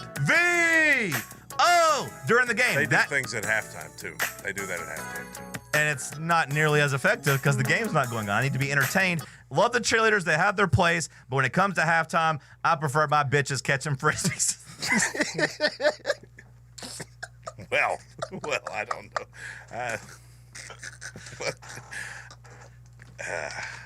Man, I miss my dog. Many nights when I'm hopping, many nights we were blowing trees, many nights we were hustling. Man, I miss my dog. Hour number 2 kicking off here in the White Claw Hard Seltzer Studios. Let's hit some Hour 2 headlines. Give me some news, man. Thank you, John. Shedeur Sanders made his NFL debut yesterday in a game against the Baltimore Ravens, and the debut for Shedeur was, he completed 4 passes. Perfect timing. He did complete 4 passes for 47 yards. He missed 12 other passes, so he was 4 of 16. And he did have an interception, and he was sacked twice, so maybe not the best debut. Meanwhile, though, how about the Ravens getting to even after that 1-5 start? Myles Garrett is an absolute monster. You got another 4 sacks, another 5 tackles for loss. I mean, he's on pace right now for 25 sacks. I'm starting to think he's going to have a better NFL career than Derek Barnett. Yeah, there's a lot of time spent arguing about that. I still maintain Derek Barnett was as good of a college player as Garrett, or at least, was really, really good. But yeah, NFL. Did both of y'all argue that? No, it was a big Tennessee fan base talking points in 2016. Yeah, Derek Barnett versus Myles Garrett. I mean, Derek Barnett, I never saw Myles Garrett break Reggie White's sack record. Also ain't won a Super Bowl. Right. Cleaner arrest record. Hasn't recovered a fumble in the Super Bowl either. That's right. Derek Barnett's got a ring. But Myles Garrett's a monster, man. Like, I imagine that's how it felt watching Reggie White. You know, Reggie White was before my time. But, like, I feel like Myles Garrett has entered that breath. Like, Reggie White, Lawrence Taylor, that type of talent. Like, he is a absolute monster. And he loves playing the Ravens, too. He's the only person that can kind of track down and chase down Lamar Jackson. But the Browns offense, it doesn't matter who plays quarterback. They suck. And they couldn't move the ball at all. Shedeur Sanders says, quote, I don't think I played good. I don't think I played good at all. I think there's a lot of things we need to look at during the week and go and just get comfortable with throwing routes with Jerry Jeudy, throwing routes with all those guys. I think that was my first ball to him all year. But other than that, I just think overall we got to go back next week and understand we have to prepare. Yeah, not like that, not to go full Josina Anderson. Did you guys see her tweets yesterday?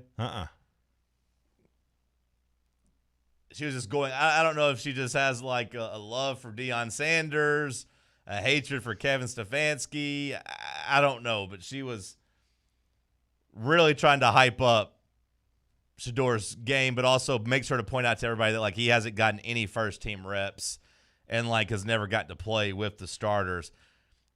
She called like the 3rd and 10 completion he had against all odds, and it was like a 5-yard check down that Jerry Jeudy broke a tackle. But she's like, here's the 3rd and 10 against all odds conversion. And I'm like, oh my God, sis. Like it was a 5-yard pass. But like, again, not to go full Josina Anderson, but it is really inexplicable that like he's never thrown with the first team receivers before. I know he's not first team quarterback, but like at some point, and maybe that point is when you trade Joe Flacco, you have to at least give him some run there, give him some reps there, give him some snaps there in case he is thrown into the game.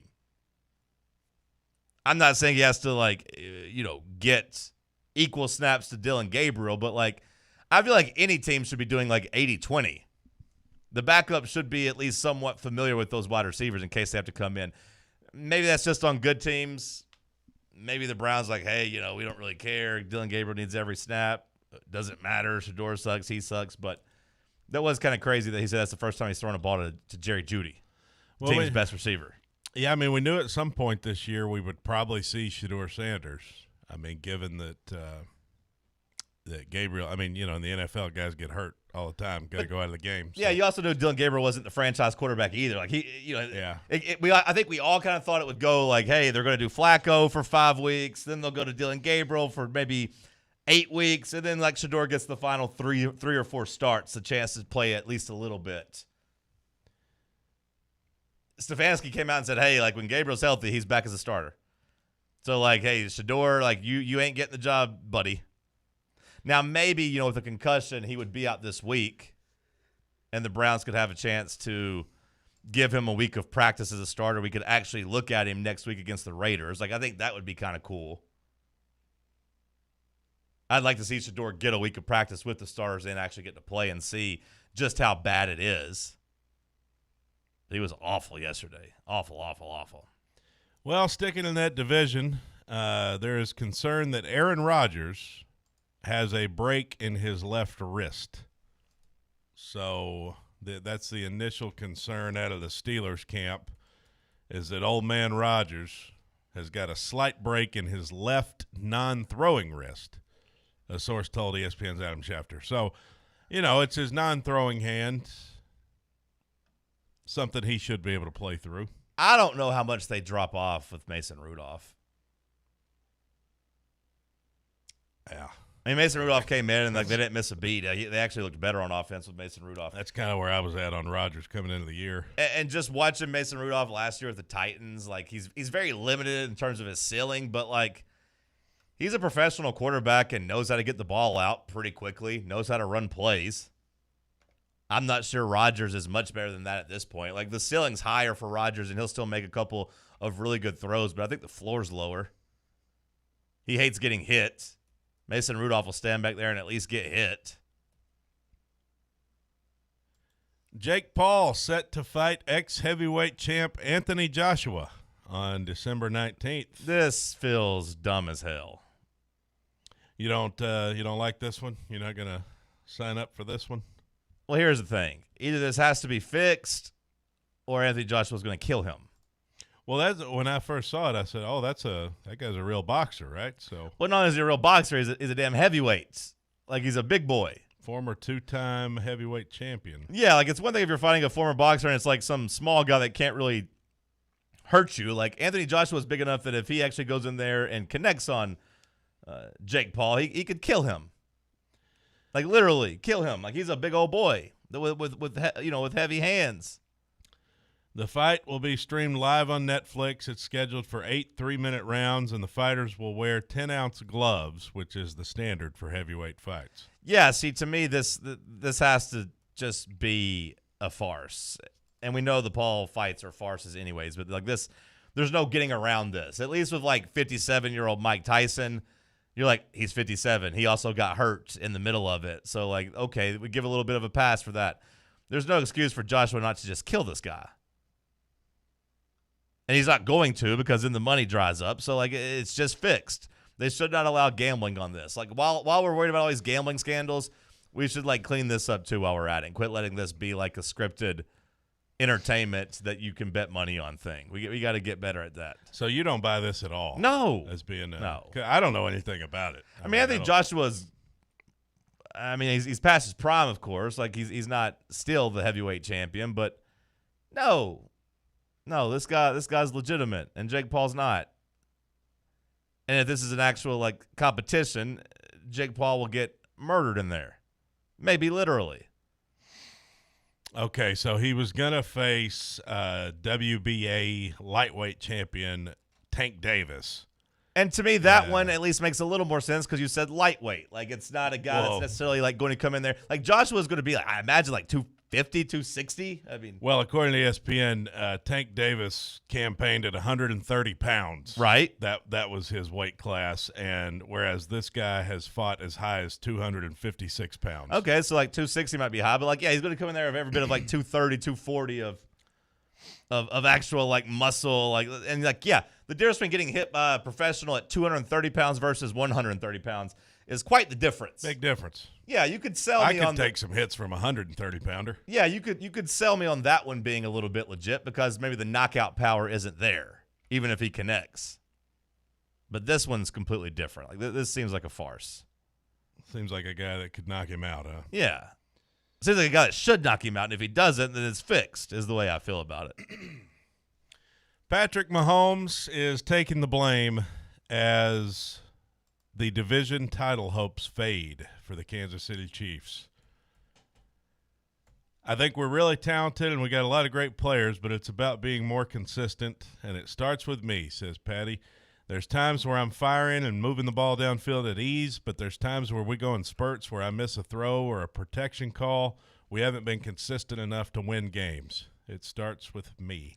The Chiefs now 5-5 after losing to Denver yesterday. He missed. I didn't watch much of this game. I was more so watching the Rams and Seahawks. Well, this was an ugly game. I had an eye on this from time to time, and like I want to say, I don't remember what part of the game it was in, but I watched him miss a wide open Xavier Worthy down the field.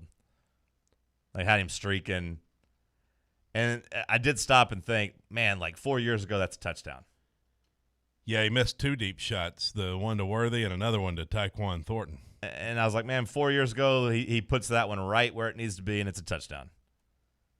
And I've watched him this year miss those countless times.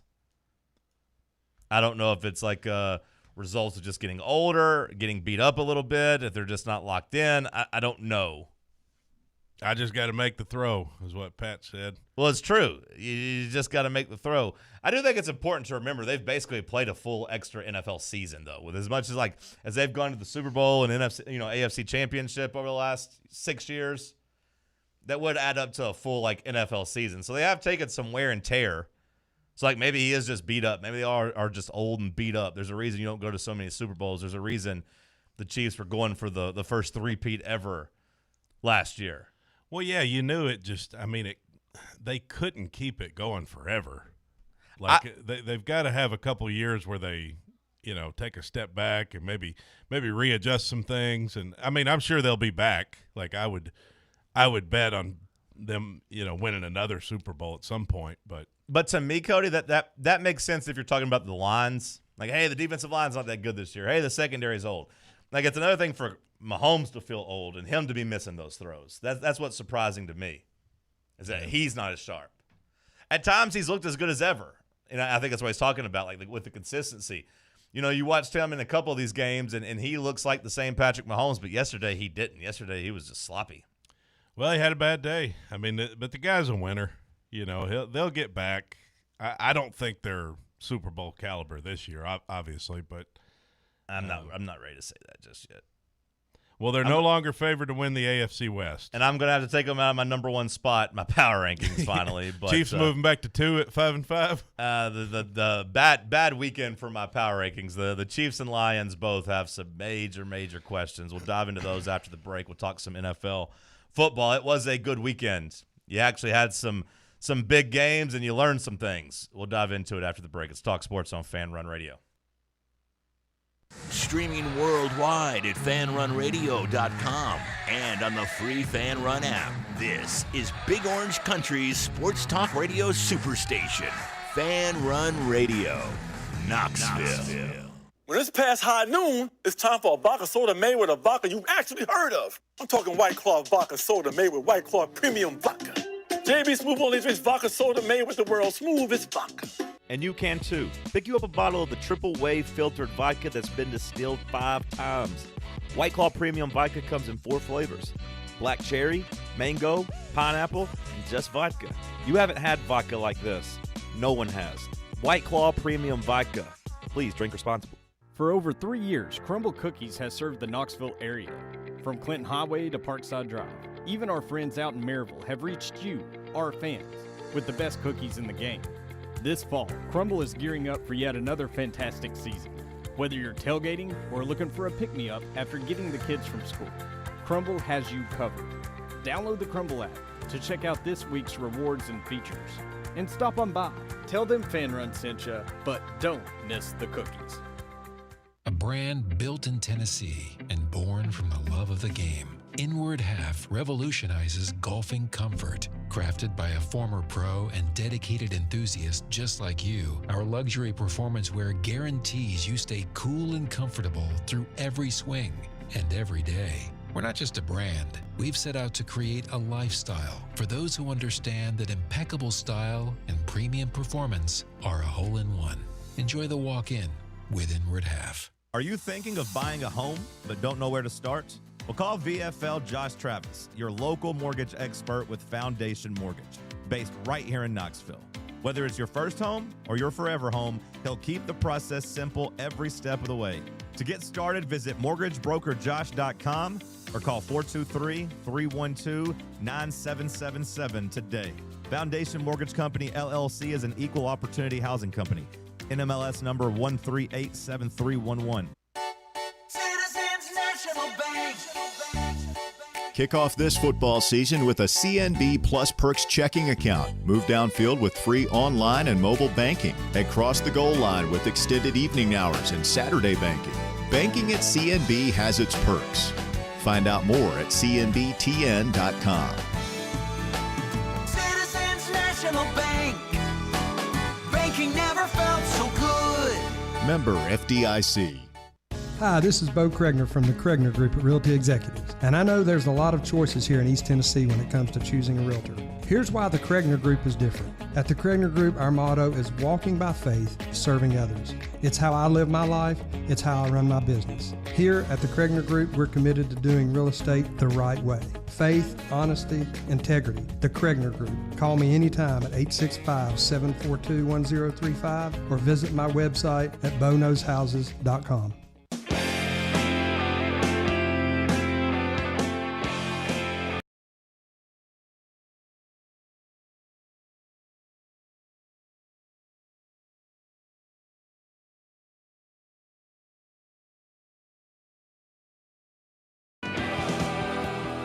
Chiefs lose in Denver. The Bills win a shootout. Josh Allen, 6 touchdowns. Oh, boy, I know my boy RB. I know the boss man was mad about that. I bet he was cussing Cody McClure for trading me Josh Allen earlier this year as I was able to remind me. As I was able to take him down behind 6 touchdowns from Josh Allen as he gets back in the MVP race. The Rams win a slugfest against the Seahawks. The Eagles physically dominate that Lions offense. Cody, what stood out to you? What was the biggest takeaway from the NFL yesterday? Sam and Bubba, please have your answers prepared. I really enjoyed the NFL yesterday. As I mentioned at the top of the show, I hit a 7-leg money line parlay in the 1 o'clock window plus 7,500 odds. So I was having a good time. Important to remember that he only put $1 on it. Yeah, just terrible. But it was a lot of fun though. I was watching a lot of fun games. It was quite a thrill when I saw, okay, Texans game-winning field goal, boom. Like a couple of the games all ended right there at the end. Buffalo hangs on, and then we got Carolina taking it to overtime against the Falcons. So, did you have the Bears-Vikings game on there? Yes, I had the Bears, that game-winning field goal too. That hit right before the Texans. Yeah. I was like, hell yeah, this is all. I had the Vikings. I had the Vikings on something that it ruined my 1 o'clock window, but I'm glad you were happy. Yeah, this is all falling in line just like I predicted it to. Although Carolina, that was a bit of a sweat. We almost cashed out a whopping $34 there, but we let it ride. So the Bills and Bucks was the most fun game. You know, that was back and forth. Had 6 lead changes? No, more than that, I think. More. I want to say. Nah, I just kind of had that on the. This is the sad part about gambling is that I prioritized.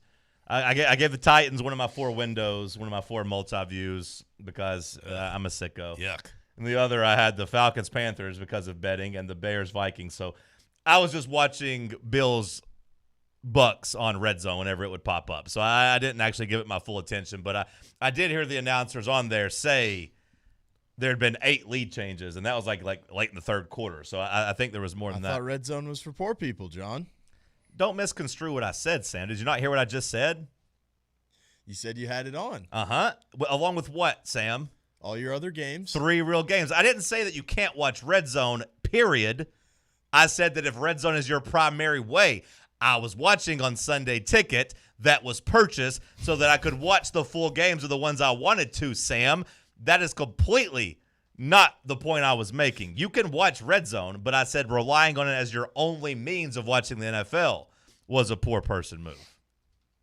I was watching Sunday Ticket, again, it was gross, the Bears, Vikings, and the only way I could have watched the Titans, I guess, was with Red Zone. Did you get to watch the Titans? Or with Sunday Ticket? Did you get to watch them? A way. Illegally? I thought you can always watch the Titans. No, not in Knoxville. They're so bad this year that they were not the local game this weekend. Fox is dead to me. Fox said, we're not going to show you Texans, Titans. They're going to show you, what was it, Vikings, Bears? I thought it was always like, we're not close enough to be the official permanent market. Like Nashville and within 50 miles, yes, but we're outside of that footprint. So Knoxville and Memphis both got something else. Literally only Middle Tennessee got the Titans game. Chattanooga, Memphis, Knoxville all didn't get it. Now I would say that, Cody, in most scenarios, yes, Memphis and Knoxville are still going to get the Titans, but I guess at 1-8, they're like, nope, we're pulling the plug on this. Well, why did we get Chicago? I guess that was the big game of the 1 o'clock window. I mean, that had Brady on it. That was the Brady game, so that was the big national 1 o'clock game. It is cool that you can get WGN. You ever listen to WGN out of Chicago? It's cool that you can get that here on the AM station. If you want to just listen to, that's how big their reach is. Yeah, I don't know how many megawatts that station is, but it's a lot bigger than ours. We get it from Chicago? Yeah, you can get WGN. It's normally West Knoxville, further west, back toward where you're from. I guess down that way, you can get it pretty clear. Yeah, somebody has to be simulcasting it somewhere. Yeah, maybe with it being WGN, like the old TV network, maybe it's got some type of national deal because WGN used to be one of the. I don't know if it was straight up, just on the bunny ears, but it was always. So you're saying we're not actually getting the signal that's not possible? I'm saying I would say I'd probably have some type of national simulcast deal. It might be a dumb thing I said. There's no way the damn radio frequency's coming from Chicago. You'd think as a radio man I'd know better, but I don't know though because the AM station, the Grand Ole Opry. Yeah. What's the name of that one? 650? Is that WSM? It reaches a huge amount of area geographically. So I don't know. Maybe what I said was dumb. Maybe It might not actually. be. It might not be. It just seems crazy to me. Maybe you're right. Maybe that's simulcasted. But But why yes. would they be simulcasting Chicago? They might have like a radio national deal because like the WGN like was a very popular cable channel like that you used to get all the Cubs games in locally. Like I mean you used to watch those or at least most of them. I don't know. I don't know. Either way, Sam, that was you're trying to cherry pick my conversation. You're trying to gerrymander me, and you're wrong. I don't. You watch Red Zone as my only means, but I've always been very clear that in the quad box, I put Red Zone in one of the 4 quad boxes. Thank you very much. But I was focused on 3 other games, so I didn't watch a lot of Bills Bucks. However, most of it was on the Red Zone because it was so high scoring. But what was you said that was the funnest game? But is that the most you learned? Is that your biggest takeaway from the weekend? No. I'll come back to you. Sam, what was your big takeaway? I'm reading about WGN's broadcast. Okay, I'll come back to you. We'll get to Sam and Bubba next. My biggest takeaway is that I am officially rooting for the Rams to go win a Super Bowl and Matthew Stafford to go out on top. Big Byron Young. Mm-hmm. Falcons are absolute morons for giving them their pick. They're just going to go be one of the top 3 or 4 teams in the league this year and have a top 10 pick. I came out of that impressed with the Seahawks, while also having questions about the Seahawks. Because, I mean, just like when I look at the Rams stats, I mean, they did a good job of holding the Rams down in the red zone. And, you know, the overall numbers, 120 rushing yards for the Rams and 130 passing yards for Stafford. That's pretty impressive. The problem is that Sam Darnold, and maybe this is my big takeaway, is it like Sam Darnold, Jared Goff, Daniel Jones, those are 3 teams, 3 contenders, but 3 quarterbacks that I don't trust any of them. And you saw it with Sam Darnold throwing 4 interceptions. You saw it with Jared Goff getting, punked by the Eagles. I think at one point he had been like 2 for his last 18 passes last night. Goff was like, he was terrible. That's my big week 11 takeaway was just like, hey, these quarterbacks on these teams, I still don't know if I trust them. Why would you come away impressed with the Seahawks then? Just to be in that game with throwing 4 interceptions and being down 2 points with a chance to kick the game-winning field goal, like on the road, like the resolve that the rest of that team had to have, I thought was impressive. Like the Rams, don't get me wrong, I'm impressed with the Rams too. Like the Rams defense forcing 4 interceptions, but like I feel like most times, Sam, if I tell you that your quarterback goes on the road and throws 0 touchdowns and 4 interceptions, you look and say you got absolutely mollywopped, you got killed.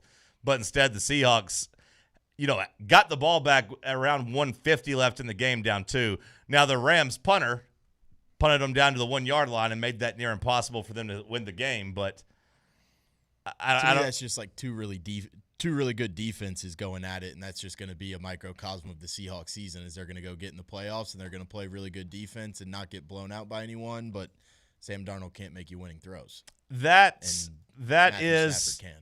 fair to have that takeaway after that game. I mean, because like especially you combine with Sam Darnold the rest of his career, and you look at what he did last year with the Vikings, which was a similar story of like, hey, gonna make great plays until the big time matters, and like, hey, here's a winner take all Week 18 game for the 1 seed. Oh, Sam Darnold looks terrible. Here's a playoff game. Oh, Sam Darnold looks terrible. Last night wasn't exactly a winner-take-all 1-seed game, but it was a big, big game for that division, and he went back into his shell and had some really bad interceptions. I just think the rest of that team is so good. That's how I feel about them. I like how you're wearing a red shirt and a red hat, and I'm wearing a blue shirt and a blue hat. We look like a couple of those, the battleship fighters, going the Bloods and Crips? Head-to-head. Well, you could say that too, I guess. Which one's the Bloods? The red? What color is blood? Red. Yeah. I would have gotten that on one of my trivia questions. Although blood is blue in your body, important to note. I thought it was like purple. I've always heard blue, but purple is blue and red combined. So yeah, how about that?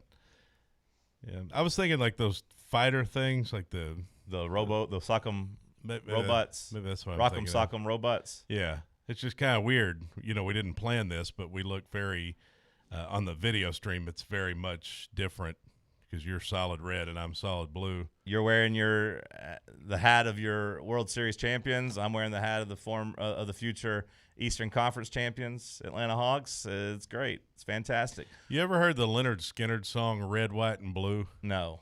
It's hard to even call it Leonard Skinner, but it was it wasn't the real Leonard Skinner, but it was a later song like in the 2000s. Oh yeah, but that's terrible. Yeah, it is, but it's it's pre 9/11 or post 9/11. I think it's off the Vicious Cycle album, 2003. Okay, I don't want to hear more about this. Okay. Bubba, what was your big takeaway? As a blue collar man, takeaway is that there's a team in blue. That's actually why I was thinking of that song. Carolina Panthers making some noise. I mean, Rico Dowdle's established himself as a not too bad of a running back. Ted McMill, one of the weeks that he's on. Bryce Young, don't let him be too crazy back there. I mean, Bryce Young threw for 448 yards and 3 touchdowns. So, I mean, like, you are right, Bubba, in the sense that, like, the Panthers have legitimized themselves as a solid NFL team, and Bryce Young maybe has legitimized himself as a starting NFL quarterback. Like, I still don't think he's, living up to the number 1 overall billing, but, like, he looked like he might be out of the league last year when he got benched. So this upcoming week is going to be a pretty good test because, Brock Purdy, the way he is for San Fran, just absolutely changes that team completely. Yep. San Francisco with Purdy at the helm is different. So good week for the Panthers to really test themselves. What I will say about the Panthers, Bubba, is that I feel like they're drawing dead for a wild card spot. Maybe they could catch the Bucs for that division, although I don't think they will. I mean, they get to play the Bucs 2 times in the upcoming, end of the schedule here. Yep. So. Yep. I mean, those games will be, we'll tell the story, and maybe the Panthers can win them. But, like, the Panthers, if I'm the Falcons, man, like, it still is crazy to me that they brought back Raheem Morris. It's always been dumb. Hey, let's rehire this coach we fired just a couple years ago. Let's let him coach us. And they've been poorly coached, and they just have made dumb plays time after time after time. And it looked like they were going to blow out Bubba's Panthers. It was 21-7. They looked good. Next thing you know, the Panthers just kept chipping away. Next thing you know, Michael Penix is hurt. And now there's Kirk Cousins. And, oh, God, now Drake London is holding his knee because he's always holding his knee. Drake London is so good, except he is just so soft and always hurt. There's always something wrong with that guy. Oh, he's got the flu coming into the game. Oh, he got sick coming back from London. Oh, here we go. Then I'm watching him play, and I'm like, oh, boom, there's another 100 yards. Thanks, Drake London. My fantasy team thanks you. And now he's out of the game. And now he's questionable. And now he's going to be out. Now he's not coming back. And now he might miss a couple weeks down the stretch. I don't like Drake London. I don't like the Drake London experience. How about Darnell Mooney, being revealed last week that he broke his collarbone way back when, and they're just now getting that information out. How about Darnell Mooney catch a couple damn passes? I feel like he's always dropping passes. I think overall, though, like, and it ties into what I said. My big takeaway was, though, like, I gotta pull the plug on the Lions. And I was worried about this game coming into it. The more I looked into that over the weekend, I actually avoided betting on the Lions just because I think the Lions' strength for so long was their offensive line, and I don't think that offensive line is near the caliber it needs to be. And you saw that Eagles team just absolutely dominate them in the trenches. Like, the Lions couldn't block the Eagles. And that's not something that's going to change in the playoffs. It's only going to get worse.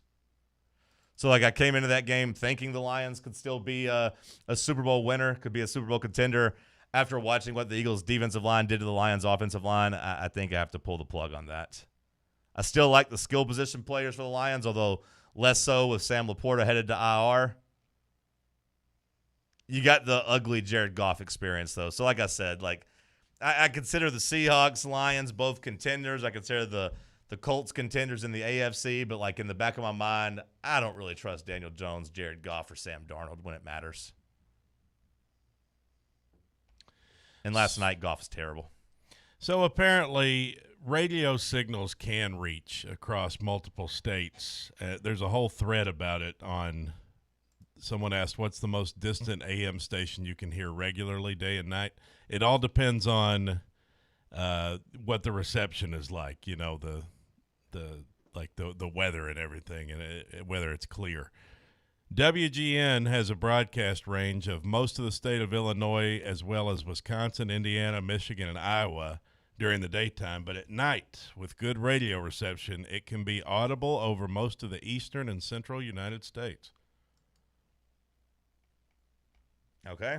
I just happened to notice when I was driving up from Atlanta, I was hearing it, and I just listened to it for like 2 hours because, I don't know, I love radio, you know?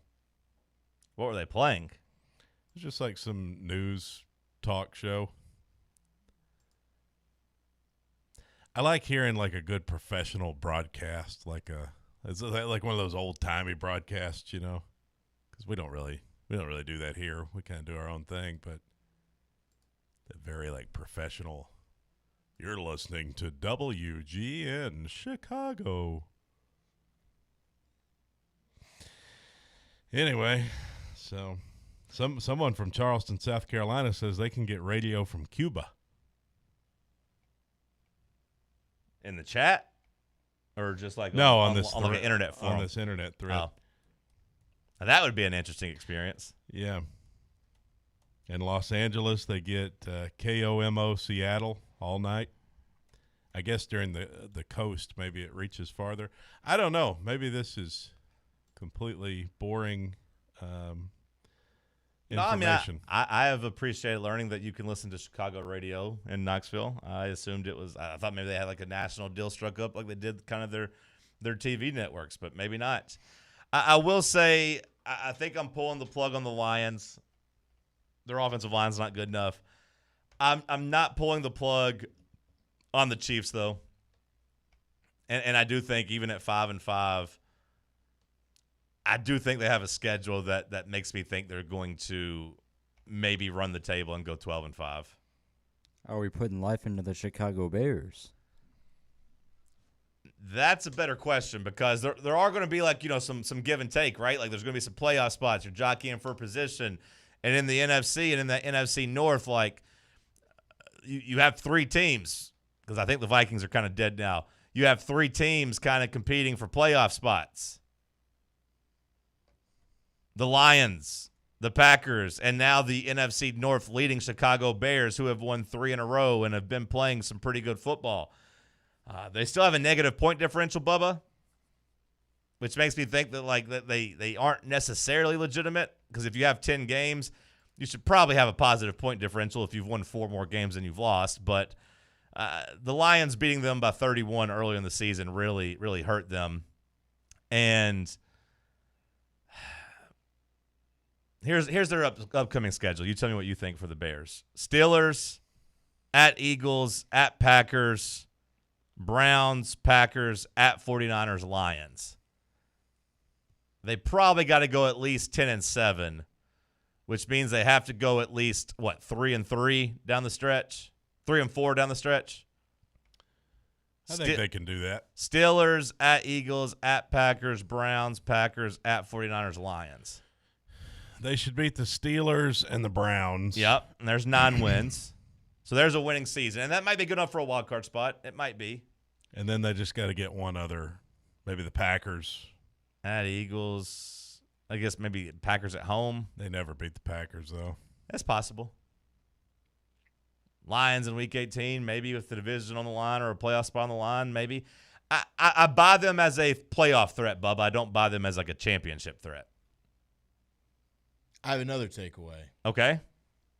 The Vikings need to find a quarterback before Justin Jefferson wants out of Minnesota. J.J. McCarthy sucks. J.J. McCarthy sucks, and I think they made a huge mistake. They had both Daniel Jones and Sam Darnold on their roster over the last couple of years, and they said, let's go with J.J. McCarthy. That's a wasted draft pick, and it's cost them a chance this season to be good because I do still think the rest of their team is still pretty good, but he's terrible. He's not good. And I bought into maybe KOC being able to coach him up. I was wrong about that. He sucks.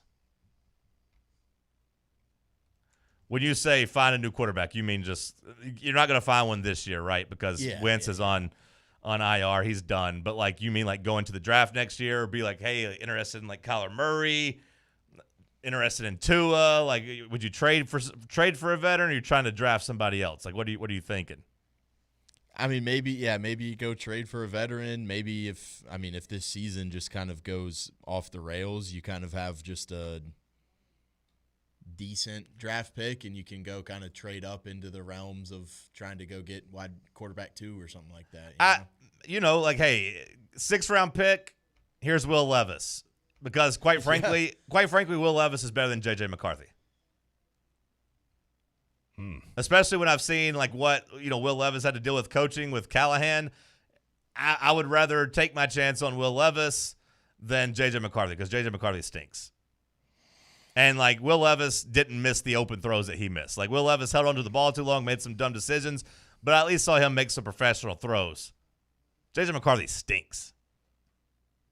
Hear more about the NFC North on WGN Chicago. NFC North's a fun division, man. Yeah. It's a fun division. But you are right about that. McCarthy stinks, and it's time to pull the plug. Maybe I have something to add to, from the game in Spain where the Dolphins, come from behind victory. Oh, yes. They beat the Commanders. Don't look now. Don't look now, Sam, but they have the Saints and at the Jets and at the Steelers in their next 3 games. There's a chance that the Dolphins could rally and get back to 7-7. Now, weren't the Dolphins like 0-5? They were 1-6. Okay. They lost their first 3 games. They beat the Jets. They lost their next 3 games. But, yeah, they were 1-6, and it looked like Mike McDaniel was going to get fired. Now, all of a sudden, like I said, they're 4-7. Still not great. Tua's still not playing great. But they get the Saints, at Jets, at Steelers, Bengals. I mean, there's a chance they get to 7-6. Or, 8-7. 8-7 heading into the last 2 games. They'd have to win 4 in a row. The vibes seem better since firing that owner. Say that one more time. The vibes seem better since not their owner, their GM. Yeah. Sorry. Yeah, and just getting a couple wins, I think, has helped. But, yeah, like Mike McDaniel went from dead men walking to, like, he's hiding at the press conference with Ollie Gordon being like, hey, Ollie, could you tell everybody about how good you're coached? Can you talk about how great the coaching is here? Do we know Mike McDaniel had an admitted drinking problem? We knew that? Yeah. He's in Miami. Of course he's got a drinking problem. Well, no, he had the drinking problem before he got to Miami. But we've been making those jokes about it all year, about how he looks disheveled and like, hey, cocaine, hey, he looks like he's drunk. I didn't realize he had actually had an alcohol problem until yesterday's broadcast when they're talking about how Dan Quinn helped him get help. And when he coached with Dan Quinn, they basically sat him down and like got him helped get him clean or under control or whatever. Be a tough city to stay sober in. Didn't he kind of get, I don't know if I guess maybe he got fired from the former Redskins job. For drinking? Either that or like some drug issues or something like that. See, I thought he just followed Shanahan. He was not retained under new coach Jay Gruden. But like, but did that not line up perfectly though with him going to the Falcons? Probably should. No, he was hired in 2014 by the Browns. Before that, who are you talking about? Mike McDaniel? Mm-hmm. Because he coached Johnny Manziel as the wide receivers coach under Mike Pettini. Okay. Mike McDaniel's part of that video where Johnny Manziel runs to the sideline and they do like the fake play call or whatever. Okay. So yeah, okay. So he did have the 1 year in Cleveland. Then he got to Atlanta as an assistant with basically under Shanahan. Then followed him to San Francisco. Did you know he grew up as a close friend with comedian Dan Soder? I do, because Dan Soder talks about it and talks about how that growing up playing Madden, how McDaniel used to whip his ass in Madden, and how you could tell, like from an early age, that he was like kind of an offensive genius. How about that? Yeah, Soder talks about it a lot. I hear him on podcasts talk about it. Well, now this says he's been sober since 2016. Well, right, but like they said he had like a drinking problem, or they had like a big intervention for him. Yeah, but we were saying he looked disheveled in Miami. Well, I know, but it's like making Sark jokes. It's like Sarkisian probably claims to be sober too, but like whenever they make a mistake, he's drunk. Like, you know. You say maybe he fell off the wagon? Or at least like it's kind of gross to make those jokes one way or the other. I don't know. Either way, good conversation. That brought you up to speed on what happened yesterday in the NFL. I know the Titans lost. But hey, Cam Ward did lead a game-tying drive. Kind of a perfect situation. Mm-hmm. Game-tying drive, showed some flashes. Still lose. Kind of like it. Let's go to break. It's Talk Sports on Fanrun Radio. Can't get enough Fan Run Radio? Download the free Fan Run app and take the best Tennessee sports conversations with you wherever you go. The following radio theater is brought to you by Men's Pro Knoxville. Hey, Dad, can we play football? No, buddy. All right. Pops, want to work out? Maybe later. Hey, kids are in bed. What you up to? Tomorrow? You've got one life, and it's too short for not nows, maybe laters, and tomorrows. If you have ED and performance issues, your family, friends, and even your career has already been affected. Book your discreet evaluation at Men's Pro Knoxville and turn your tomorrows into today. Yes! Touchdown! Come on, one more, Dad. Today! Push, Dad. One more. Come on, push. Hey, kids are in bed. What you up to? Tonight. Call 865-544-8220 or book now in under 30 seconds at menspronoknxville.com. Men's Pro Knoxville, for every man in every season of life. North Knox Siding and Windows is a complete exterior home improvement company that can help you with all your home exterior needs. If your home needs new siding, windows, doors, gutters, handrails, a deck, or a new roof, then give my friends at North Knox Siding and Windows a call at 865-689-0505. You can also visit their showroom at 5618 North Broadway. Locally owned and operated and proudly serving all of Knoxville and the surrounding areas, North Knox Siding and Windows. Online at northknoxsidingandwindows.com. Today, we raise a glass of Jameson Irish whiskey to the sport of football. Hear, hear! To Gaelic football, born in Ireland in 1885 in its thrilling blend of soccer, rugby and basketball. On a massive field, 15 players kick or hand pass a round ball that scored points over a bar or into a net. No pads, no helmet, no sense. Hear, hear! To college football, which kicked off in 1869 when Rutgers beat Princeton 6-4 in the Battle of New Jersey. With 11 players in helmets and pads, teams battle on a 100-yard gridiron with explosive pass plays and hard-hitting tackles. Unless you're called for targeting. Hear, hear! Since 1780, Jameson Irish whiskey has been enjoyed by sports fans all around the globe. Whether your football is Gaelic, American, or even soccer, we can all agree on super smooth Jameson Irish whiskey. Hear, hear!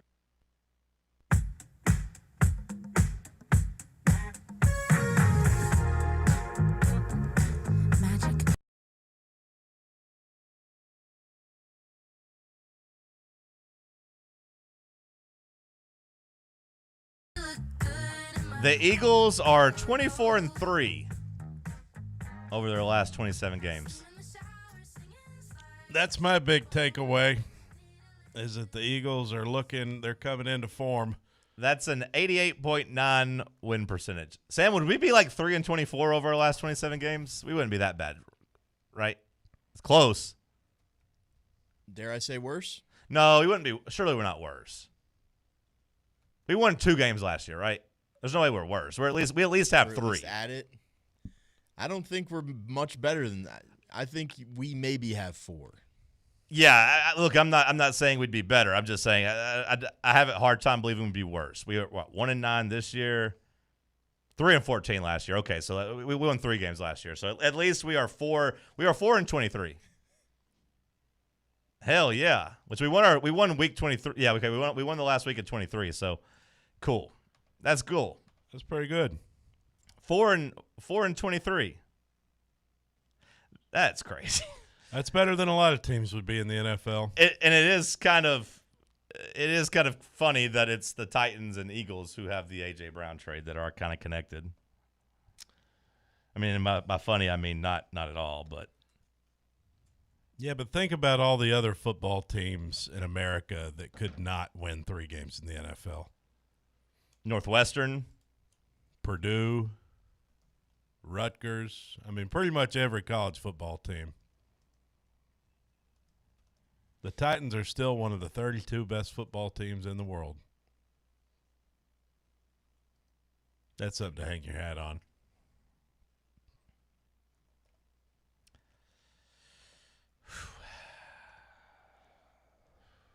We're just terrible. Yeah, we are. But the Eagles are good. I hate watching them. I really do. The Lions stopped them on the tush push. You know, we'll see if that will be something that kind of continues if other teams can do it. But the Lions did some interesting wrinkles. Did you guys see Mark Andrews' touchdown out of the tush push formation? Did you guys see that last? You bet I did.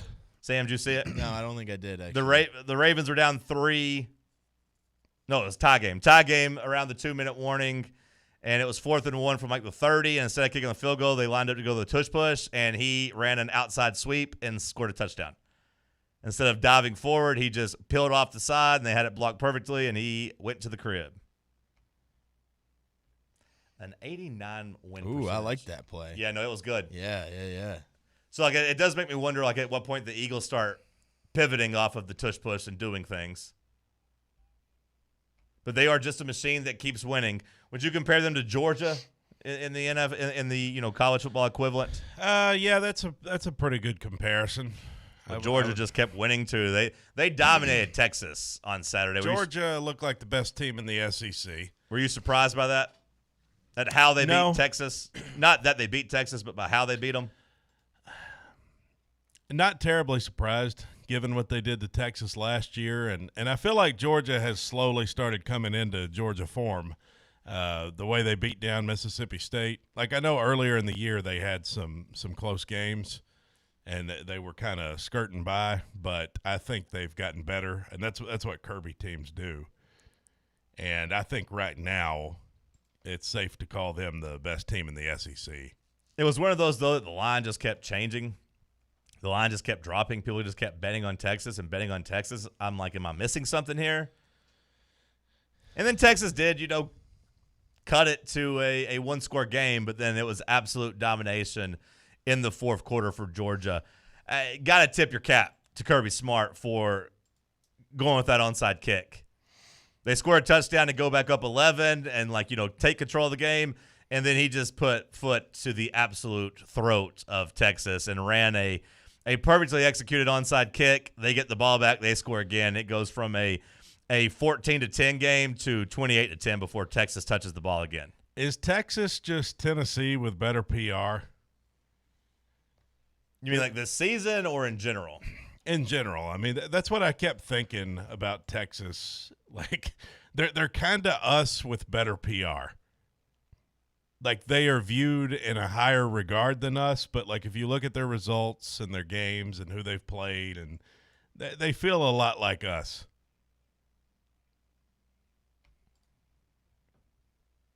The Sarkisian Heupel comparison was out there in terms of just their win percentage and everything. I don't know if I can go that far. Are we equal to them, Sam, in your opinion, Tennessee and Texas? Like this year's team, or are you just saying program-wise? Maybe just look at this year. Maybe this year. Because program-wise, they did make the playoff twice, which we haven't done.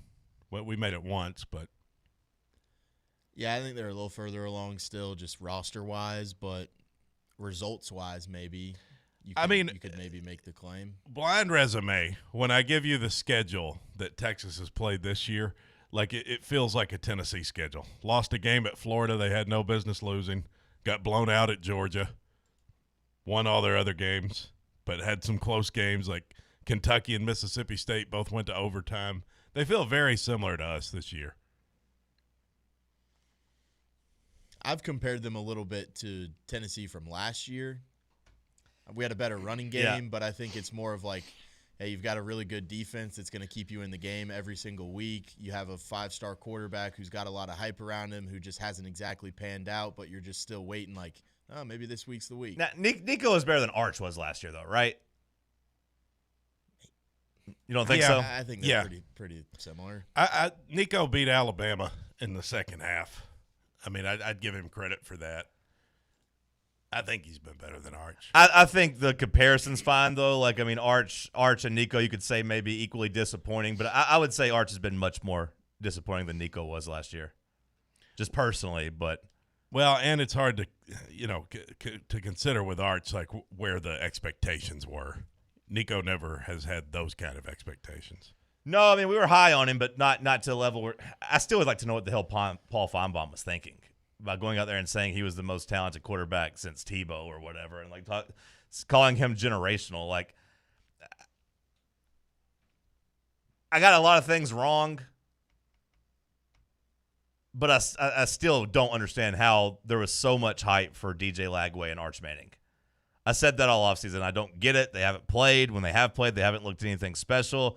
Why is everyone just penciling them in as 1 and 2? Why is that happening?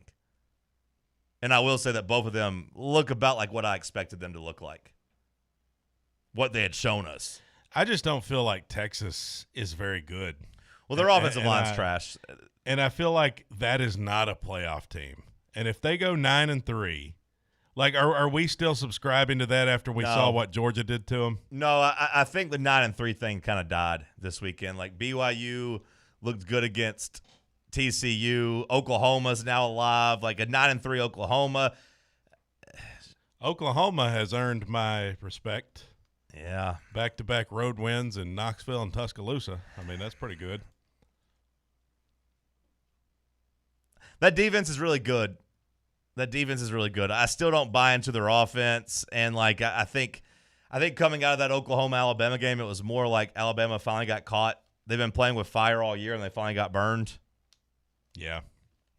Maybe that's not fair. Maybe I have to back off my Oklahoma hate. But, like, it did just feel like Alabama hasn't really been a top 5 team like we talked about them all year.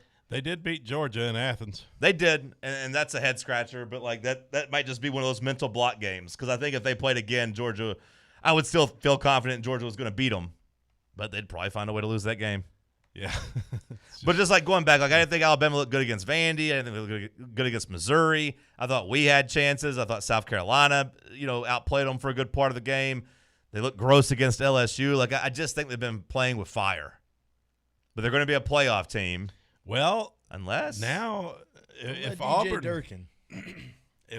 were to beat them, Auburn can beat them too, because like that Alabama team wants to play close games, and Auburn's defense, I think, would be able to keep it somewhat close. Well, especially too, think about this: if Auburn, there's got to be mathematically a possibility that Auburn could beat them, and they could still be in Atlanta, right? Because their other losses in non-conference game against Florida State. Mathematically, I don't think that's the case anymore since A&M won and since Georgia won, because that was Georgia's last SEC game. Well, Georgia's. I think Georgia will probably be there. Maybe there's a way. I guess they'd get in over but A&M doesn't have any more SEC games either, do they? They play Texas. Yeah, they got Texas. Right, but they're undefeated, so they only have the one game. Correct. So if Alabama lost to Auburn, they wouldn't be in. It'd be Georgia, A&M. Okay. Well, I guess it was before Georgia-Texas had happened. They were talking about that during the Alabama game. Okay. It's like they could theoretically have 4 losses before the playoff. Yeah. But I don't think I guess that was before the Georgia-Texas result. Yeah. How about this damn A&M team? I mean, good Lord. We'll talk some more college football. Hold that thought. Hold your A&M rant for hour 3. We'll kick it off with some headlines, then we'll talk some college football. Stick with us. Check out our new and improved website at fanrunradio.com. Friday Night Lights are back, and that means so is the SM Athletics Friday Night Scoreboard Show. Join me, Tim Hill, a.k.a. Vols Tim 85, and my crew every Friday night starting at 9:30 p.m. Live action, live calls, and all of the biggest talking points in East Tennessee high school football. It's the Friday Night Scoreboard Show presented by SM Athletics, right here on Fanrun Radio, 1340 AM, the free Fanrun app, and streaming live on YouTube on Fanrun TV. Your smile says it all, so make sure it's saying the right thing. At Knoxville Smiles, we believe healthy teeth mean happy lives. Whether it's a routine cleaning, whitening for that big event, or fixing a nagging toothache, our gentle team is here for you. With flexible hours, family-friendly care, and the latest technology, Knoxville Smiles makes every visit stress-free. Don't wait another day to love your smile. Call Knoxville Smiles today at 865-539-1776 or book online at knoxvillesmiles.com. Smile brighter with Knoxville Smiles. This football season, crack open a cold beer that doesn't fumble the flavor. Garage Beer is 100% beer-flavored beer. No gimmicks, just cold beer. Co-owned by the Kelsey brothers and brewed right here in the Volunteer State, Garage Beer is perfect for fall fire pits and Tennessee tailgates. So pick up a 12-pack today of the official beer of Football Fridays on Fanrun Radio. Garage Beer, 100% beer-flavored beer. You're listening to FM 105.7 and AM 1340, WKGN Knoxville, and W289CU Knoxville, Fanrun Radio. In a world filled with deadlines and screens, sometimes we forget the simple joys of life, days filled with special moments. At Inward Half, we understand the essence of these moments. Feel the difference between our breathable fabrics and flexible apparel as you disconnect from the hustle and bustle and reconnect with what truly matters. Inward Half, simple luxury for on and off the course. Welcome to Axle Logistics, where excellence isn't just a goal, it's an energy. As a leading third-party logistics company, Axle is powered by an award-winning culture built on a work hard, play hard mentality. Here, the drive for success is contagious and hard work never goes unnoticed. Whether you're just starting out or looking to level up, Axle Logistics is the place to launch your career. Join us and take your ambition to the stars. To learn more, visit axlelogistics.com. Are you tired of waiting on interest rates to drop before you start saving money? I'm Chris Burleson with University Lending Group, and I've got a better way. With a traditional closed-end mortgage, most of your payment goes straight to interest, not your balance. But with my Smart Loan, every deposit you make cuts your principal immediately and reduces interest in real time. On average, my clients pay off their mortgage in just 7 years. Call me today at 865-388-7634 or visit smartloantn.com and let's turn your income into financial freedom. NMLS number 332-941. Round 3. The world's greatest radio show. The world's greatest radio show in Tennessee. Power rankings, Tuesday trivia. John Reed and Cody going wild, no Olivia. Wood grain on my leather seats. I got the whole team eating like I'm Johnny Eats. Morning booming from 7 to 10. Ay. Talk sports while I'm chewing a Zen. Ay. Talk sports while I'm riding to work. All the ops take a ride in a hearse. East Knoxville. Morning booming from 7 to 10. Ay. Morning booming from 7 to 10. Hour number 3 kicking off here in the White Claw Hard Seltzer Studios. This batch of headlines is brought to you by SM Athletics. If you've got a logo and you want to put it on something, call the fine folks at SM Athletics and they will help you. They can get it on a hoodie, a nice quarter zip, some cups, whatever you need. Sports season, basketball, baseball's not too far around. SMathletics.com to learn more. You can give them a call at 865-966-3434. Excellent customer service, great products at a fair price. Shop local.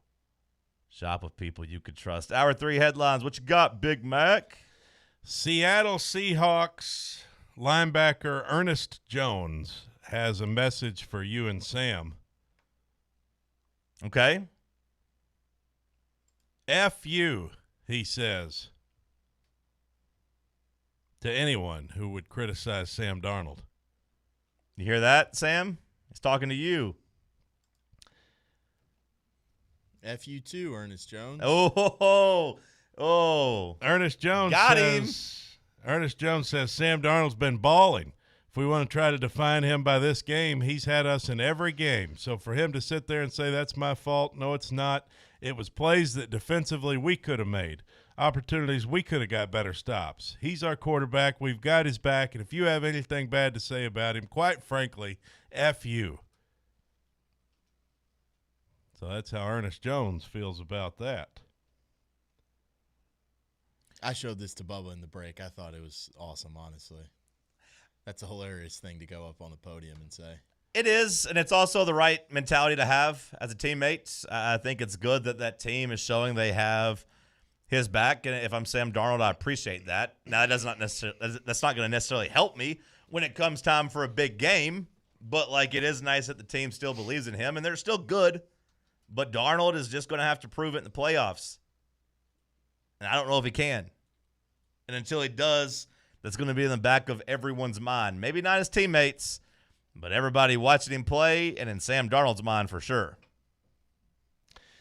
Jalen Ramsey was ejected yesterday for throwing a punch after he said Jamar Chase spit on him. After the game, he was adamant, the Steelers defensive back Ramsey, that Jamar Chase spit on him before he threw the punch. A field-level view captured by Fox 19 shows spit coming out of Chase's mouth just before Jalen Ramsey threw the punch. Ramsey said, "I don't give a F about football after that, respectfully. I'm always going to be all for trash talking and stuff like that.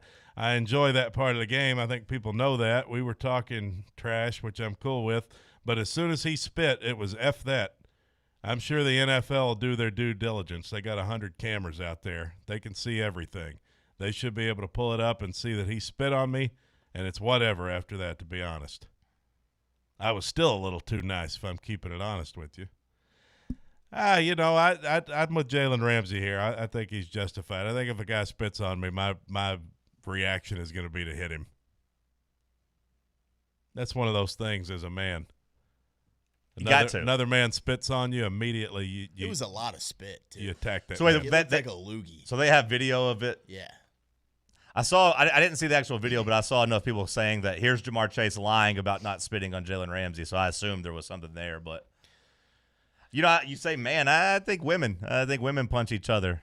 No, I'd be fine with a woman spitting on me. Shout out to New York and Pumpkin. That was one of the biggest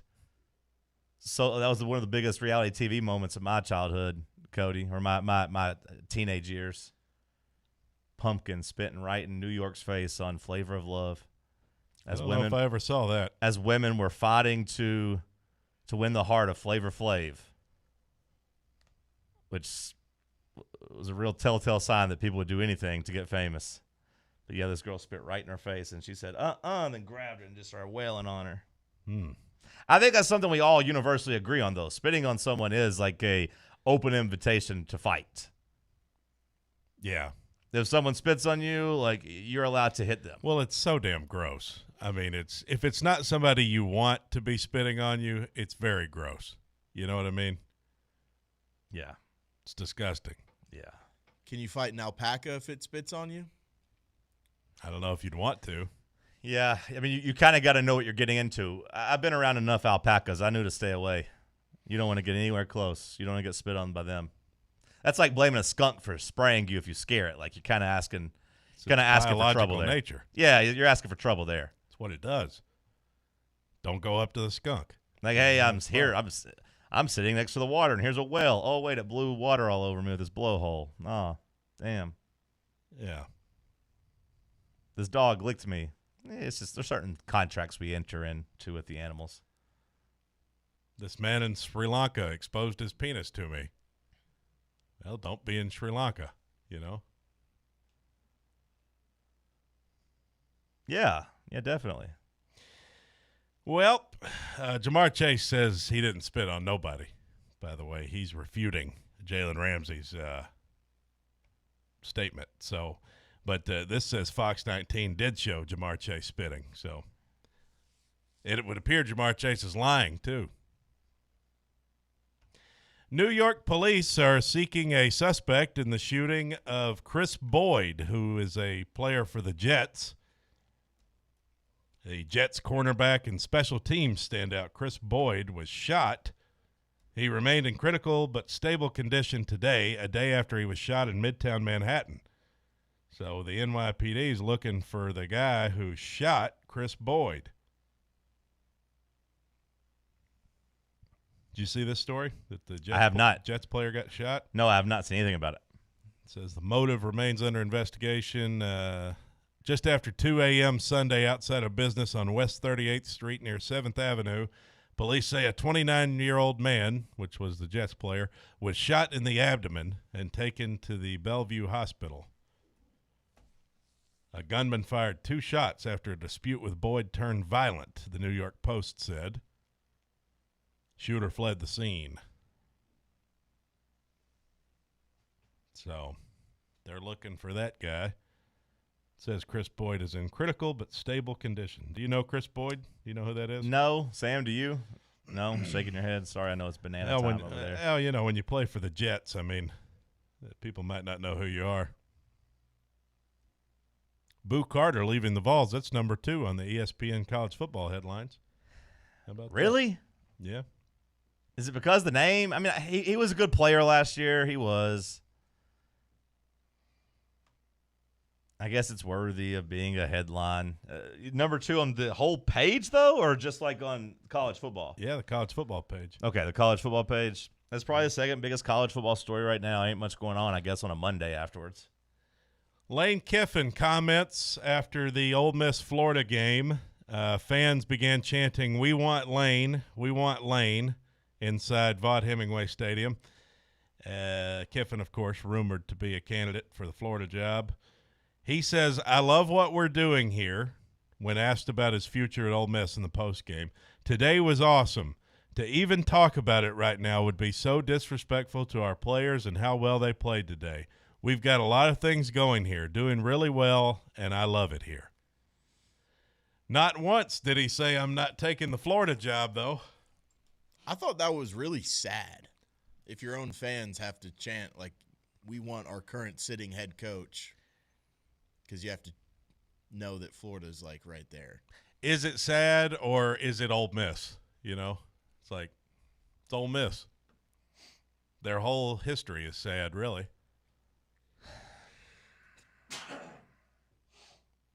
Bless you. Yeah, thank you. Meanwhile, Kenny Dillingham reaffirms his commitment to Arizona State. We'll talk more about Kiffin, some college football after the break. Any other headlines you got to get to? Yeah, Virginia Tech is in talks with Franklin, James Franklin. Yeah, that seemed like a perfect fit the moment he got fired and they were open. It seemed like a kind of a no-brainer. Yeah. Go there and try to just be a 9 or 10 win team in the ACC. I think James Franklin can do that. And Maryland appears to be keeping Mike Loxley. File that under who cares. Mm-hmm. Who cares? Let's see here. This day in history. On this day in history, 1863, Confederate General James Longstreet places the city of Knoxville under siege.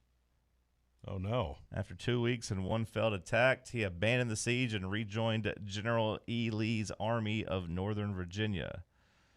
The Knoxville campaign began in November when Longstreet took over 17,000 troops from Chattanooga and moved to secure eastern Tennessee for the Confederates.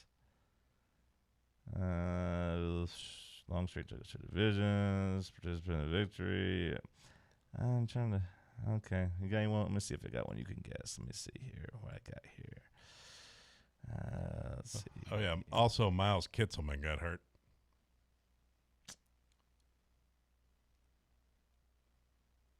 Miles Kitzelman's hurt? Mm-hmm. 1968 on this day in history. Is it rock and roll related? No. Is it music related? No. Is it sports related? Yes. Is it football related? Yes. Is it college football related? No. Is it NFL related? Yes. Was it the merger? No. Was it, 1968. Was it something to do with the Super Bowl? No. It's November. Well, I know, but it could still have something to do with it.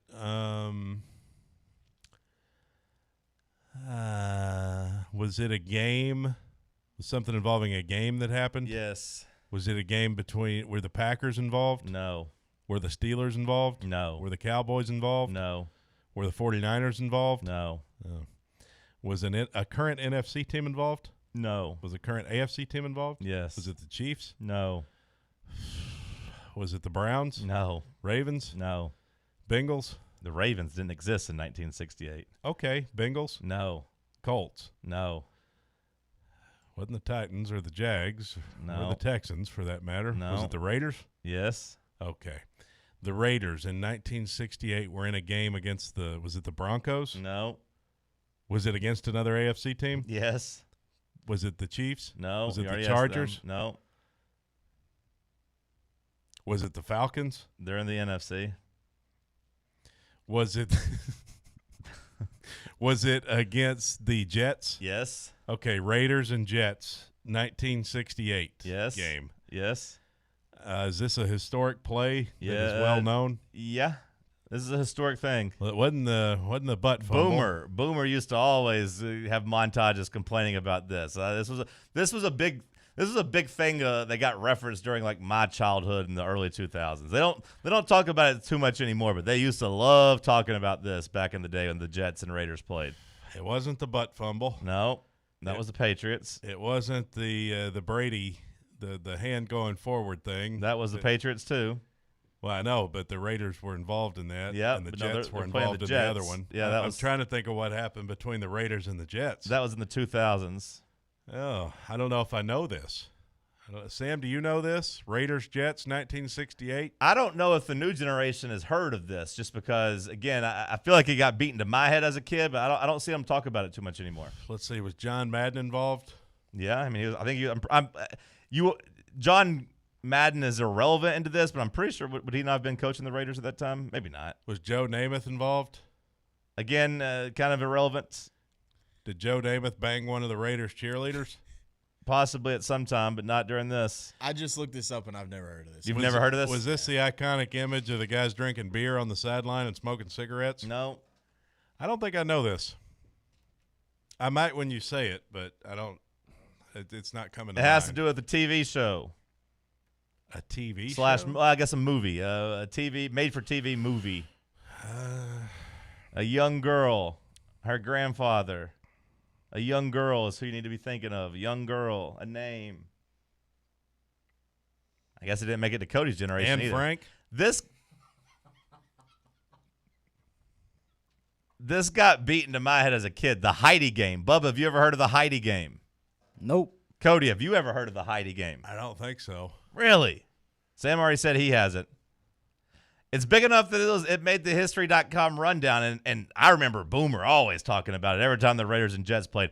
They cut off the end of a Raiders-Jets game with 65 seconds left. NBC switched the game over and said, nope, we are not showing this ending. We're going to show the made-for-TV version of the children's story about a young girl and her grandfather in the Alps. And after they made the switch, the Raiders scored 2 touchdowns in 9 seconds to beat the Jets, and no one got to see it. What was the score? So they were down with a little more than a minute left to play. The Jets kicked a 26-yard field goal that gave them a 32-29 lead. And then the Raiders returned the kickoff back to the 23-yard line. And then the game was running a little bit long, so that they had switched it off, even though the game had 10 future Hall of Famers on it.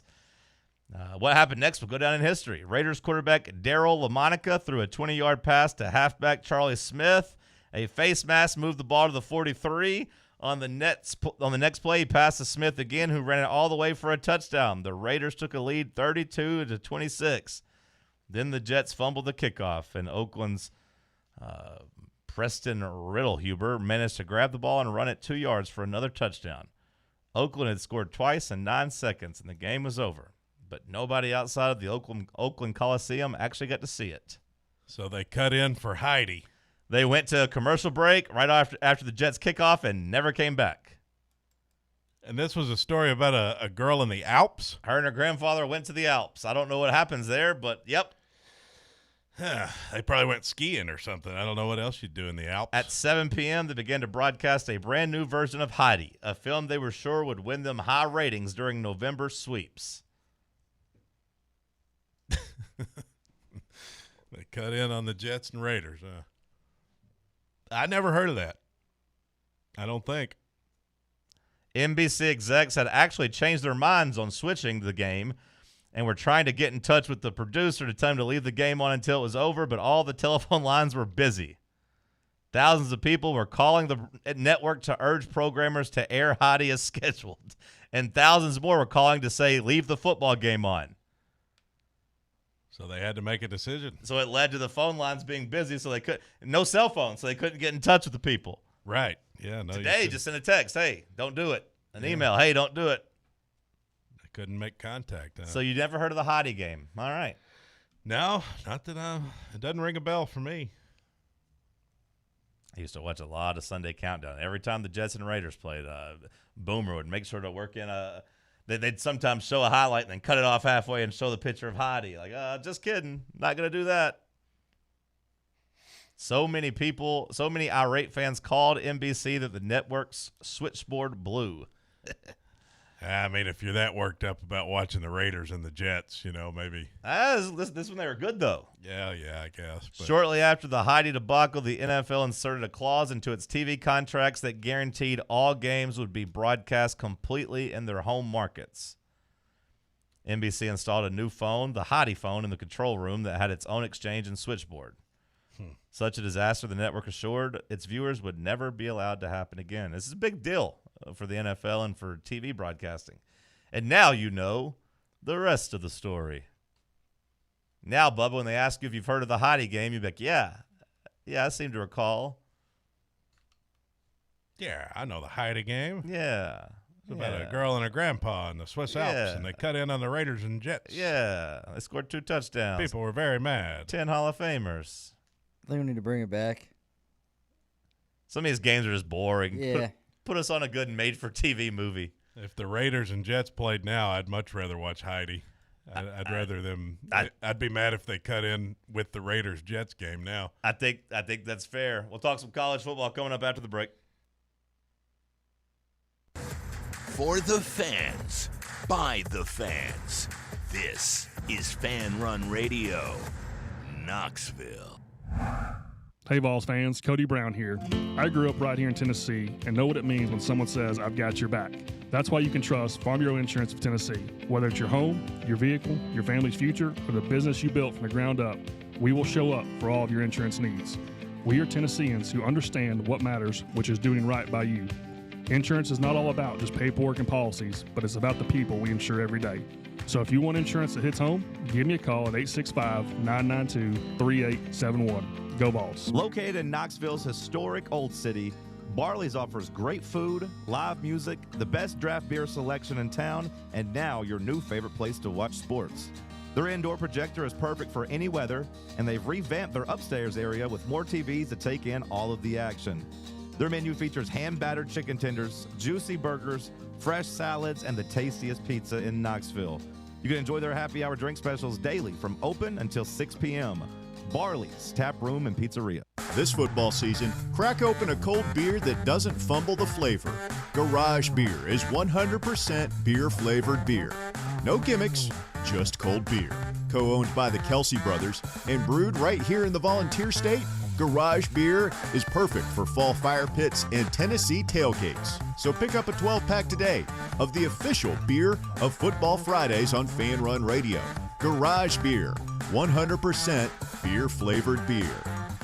Yee-haw! I've been hooting and hollering ever since I started betting with the VIP Play app.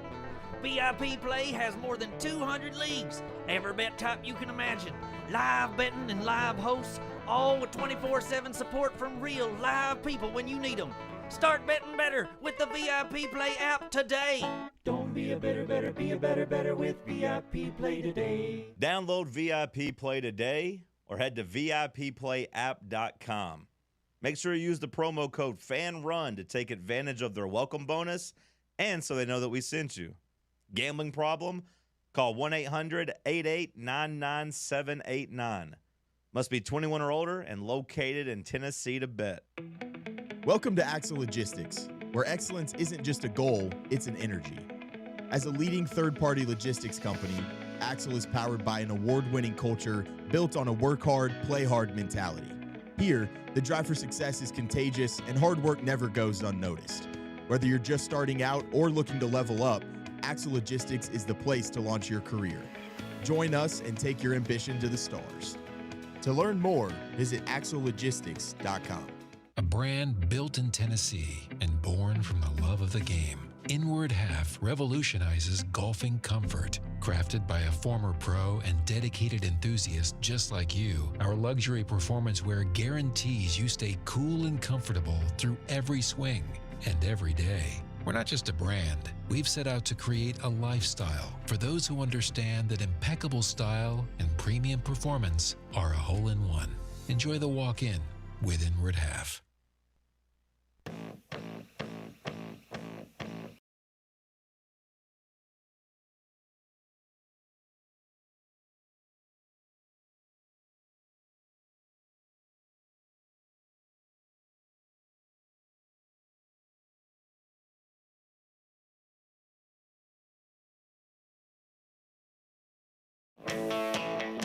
Big Cody McClure made some ground up this weekend in the Fanrun 2025 Pick'em. Made up 2 points on first place. Made up 9 points on second place. You're now sitting right there, boom, solo in third place, all by yourself. This damn Sam Hurd. I mean, this guy's a machine. I ain't got nothing for him, even when I make up some ground. I got a chance to get to second, but that guy, he must be a professional picks guy or something. You just had that one terrible week in week 10 where you scored 24 points. What happened there? What was my record that week? We lost to Oklahoma that week, so maybe you had. Well, I feel like I was still like 6-4, but I lost like some of my top confidence games. Yeah, you had Georgia Tech, you had Tennessee as your 10-9. Both of them lost. Yeah, that hurt. You had Clemson over Duke as a 6-pointer. You missed your 3-2-1. So no, you weren't 6-4, I don't think. Who did Georgia Tech lose to? NC State. Ugh. Yeah. That was tough. You went 4-6 that week. Now, are the top 3 getting paid out, or is it just no, it's just winner take all. Yeah. You need to find and kidnap Sam Hurd.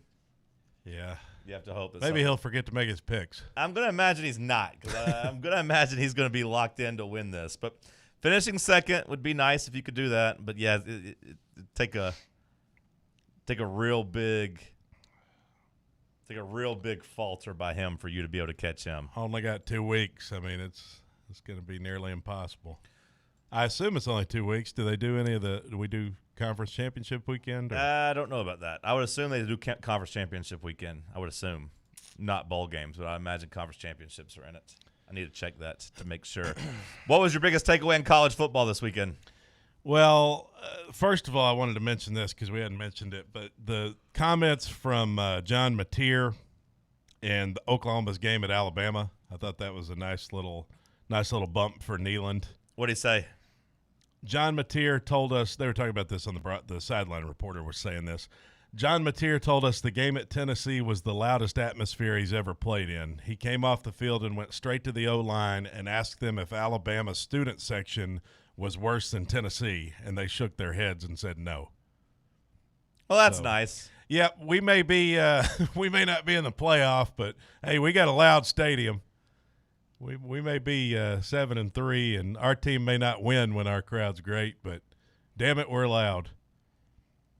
So some good PR there for Neyland. They'll put that on it'll be like when Baker Mayfield was tougher for Oklahoma to beat us on the road than it was them beating Alabama on the road. Oklahoma still won, make no mistake, but Neyland was louder than Bryant Denny. So. Sam, did Oklahoma beating Alabama change the way you view that game in Neyland any differently? Did it make you view the season any differently? It didn't make it. It didn't change it for the Tennessee game specifically. No, Mm-hmm. I thought most of 85-90% of the mistakes Tennessee made in that game were things they did to themselves, not exactly things that Oklahoma was doing to us. I was impressed with Oklahoma's victory over Alabama, though. It changed my perspective a little bit because when Oklahoma came in here, I feel like their vibes were kind of down. Their vibes were really down. Their fan base was beaten down. They were checked out. That was the whole joke of that week. And I felt like that wasn't when we lost that game. I was like, man, that Oklahoma team's really not even good. Like we should have won that game, and I still feel that way. But then they go win at Tuscaloosa, and it's like, well, if they can go into Alabama and win too, I guess they've earned my respect, and like I feel like it's not a bad loss by any means for us. Kind of to John's point about how Alabama has just kind of been skidding by for the last 4 or 5 weeks, just kind of all on the shoulders of Ty Simpson. To me, like, after Saturday, I'm more upset about the Tennessee-Bama game than I am Tennessee-Oklahoma almost. I'm more upset about the Georgia game because if that damn field goal just goes in, we could have afforded both of those losses. Yeah. It's that one it really came back to bite us. I mean, you said it at the time, and I thought, well, we got a whole season that'll play out here. We'll be all right.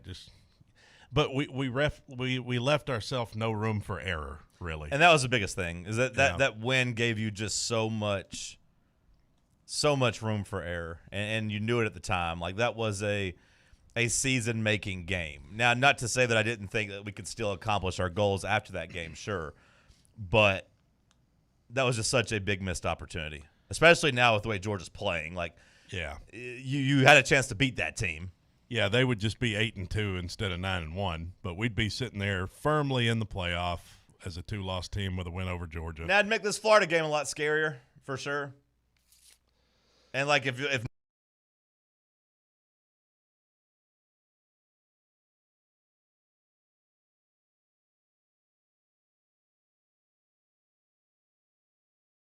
for a playoff spot, but I just mean like I would be Florida inside the playoff, thinking that they would be more motivated, matter more. Yeah, like I don't think there's any reason for their team or their fans to get up for us at this point. It's not. It's a top 20 win, sure, but it's not like one of those that really matters. No one says, "Hey, ain't beating a top 25 team really, or a ranked team." That doesn't hit the same as like a top 10 team. If Tennessee was top 10 going into the Swamp, I think they'd get fired up for a chance to do something, but I don't necessarily think that's the case this weekend. Sam, do you feel like the pipe dream of a 3-loss Tennessee team getting in, do you think that died this weekend? Yeah, 100%. Yeah. 100%. Felt that way. What was the death blow? Is there one that stood out to you? I mean, Oklahoma beating Alabama. I feel like that was probably the main one. Like, yeah, Tennessee's not even listed down the SEC teams to make a playoff. There's no gambling odds for it. So that's fun. I do feel like that killed you. It would take a complete collapse by Oklahoma, losing their last 2 games. Yeah. Even if Alabama loses to Auburn, they still get the head-to-head over you. Both teams 9-3. I mean, do you think that would still happen? They would still get the edge over you, right? Like they would. Yes. You don't think what? Like if Alabama loses to Auburn, like Alabama still gets ranked ahead of us? Yeah, 100%. Yeah. Just name brand value, like even if the resumes and stuff don't stack up. I they just, have a Georgia win. They beat Georgia to it, yeah, for sure. But I just really meant just losing 2 of their last 3 games. Really, their last 2 games. I didn't know if that would maybe be enough to at least make it a conversation. Texas and Oklahoma would have to both completely collapse. Yeah. Like it's a pipe dream at this point. Yeah. We are not a playoff team. It would take a ton of chaos. And no, I know. And we knew that the whole time. But, like, it's not even worth looking at the doomsday scenario anymore, really. Yeah. Now, I reserve the right to change my mind heading into the last week. Like, if Oklahoma does drop one this weekend, like if they do turn around and lose to Missouri, and if there is a little chaos ahead of you otherwise, like I reserve the right to get back in for the final week. But yeah, this week it seems like a really dumb exercise. Yep, doesn't feel like it's going to happen. Wouldn't it? You're saying if Oklahoma lost? If Oklahoma loses this week. To get to 3 losses on the season? Or if you're saying them have 4? Well, I'm saying if they lost. They'll still be above us as a 3-loss team. Right. I'm saying if they lose this weekend to have 3, I would then maybe at least have some thoughts next, like the week after that they could lose again. Like, yes. Okay. That's what I'm saying. Like, they'd have to become a 4-loss team. Right, but I'm saying to get my interest back. Okay. To at least have something to root for the last week, they'd have to have Go 3 Tigers. losses. Yeah, like to put on some purple and gold. Like, Tennessee has to look really impressive against Florida. And then, like Oklahoma has to lose 1. But, like, really, like, this all feels dumb because all the attention should just be beating this Florida team. Like, I don't think we're in any position to worry about a 3% chance of chaos happening. We just got to worry about not getting embarrassed by a 3-7 Florida team. Yeah, we need to go ahead and make sure we can get to the Citrus Bowl is what we need to do. Can't spell citrus without UT. The fact that we are only 3.5-point favorites on the road at a 3-7 team is pretty telling, though. Like this Tennessee team is not getting a lot of respect right now, and I can't really argue with it. Like I do think they don't deserve it. I do think Joey Aguilar has regressed. I do think this offense has regressed. I just don't think it's very good right now. No, we're not we're a good team. I mean, we're a top 25 team. We're not a top 15 team. Yeah, we're not a playoff caliber team. No. We're an okay team, somewhere between okay and good, depending on what day it is. Yeah. So, and that's okay. That's all right. Just get better. What's your level of concern right now as we head into Florida week? For what the Florida about game? losing? Yeah, high. 1 to 100. What are you at? 85. Is that you saying that you think Florida's going to win? No, I'm not saying 85% Florida wins. I'm just my alert level. My antennas are up. Sure. About losing in the swamp. Well, how do you feel about how it's going to play out? Would you pick Florida right now? Or? I don't have any confidence that we're going to play well. I don't want to argue about that because I don't have a lot of confidence that we'll play well either. So to me, it's more on Florida. It depends more on if we could go in there and have a game like we played against Kentucky, then we should win comfortably. It is a team that lost 38-7 to Kentucky. Right. And they have shown a propensity for laying down and rolling over and letting you rub their belly. So, if you get that team, then I like our chances. If we play like we did at Kentucky and we get a uninspired Florida team, there's no reason we should lose the game. There's just a lot of boogeymen surrounding it. A lot of, hey, we hadn't won Swamp in 22 years. Josh Heupel has to be able to motivate the boys this week. It's a failure if he doesn't. Yeah, he has to know, the team has to know how important this win is. They have to understand that. Yeah. They have to get the stakes. It's not a game that is losable and retaining any sort of respect for a coach. You know what I'm saying? There's absolutely no way you lose this game and not feel just awful. Sam, what's your level of concern heading into the Swamp this weekend? To lose? Yeah. About 53. Oh, God. If you had to pick right now, do you think we win or lose? I think we win real close. Bubba, how are you feeling on this Monday morning? About a 50. So it's toss-up. Flip a coin. I know usually I try to be the positive guy. I don't have a problem with any of your answers. I know I don't want to go to the Swamp. You guys got any friends going? Nope. No. Well, what does it tell us about where we're at if we're worried about losing this game? Is it the playoff bus mentality that so many coaches have talked about? Are we still struggling with that this game doesn't quote unquote matter because there's no playoff stakes attached to it? Is that a big part of it? Or is it just not thinking this team is very good? Which one is it, in your opinion? I mean, I think it's a combination. Sure, but if you had to pick one, or give it a breakdown or whatever, you can give me a pie chart, I guess, if you want. It's more about the playoff or bust. Well, I don't know.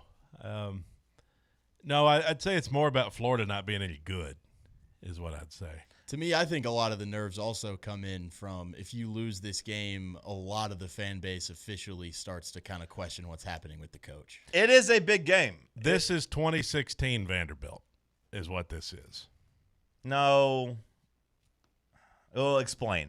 Why do you think that? I'm saying that game is where – now, I know you were in earlier than that. You wanted Butch fired in 2015.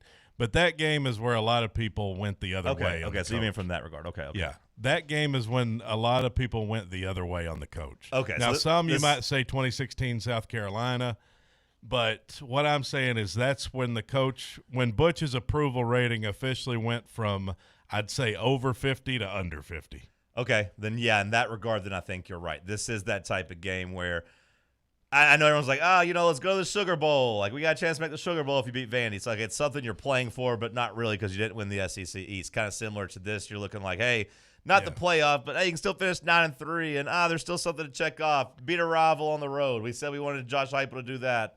A win on the Swamp, blah, blah, blah.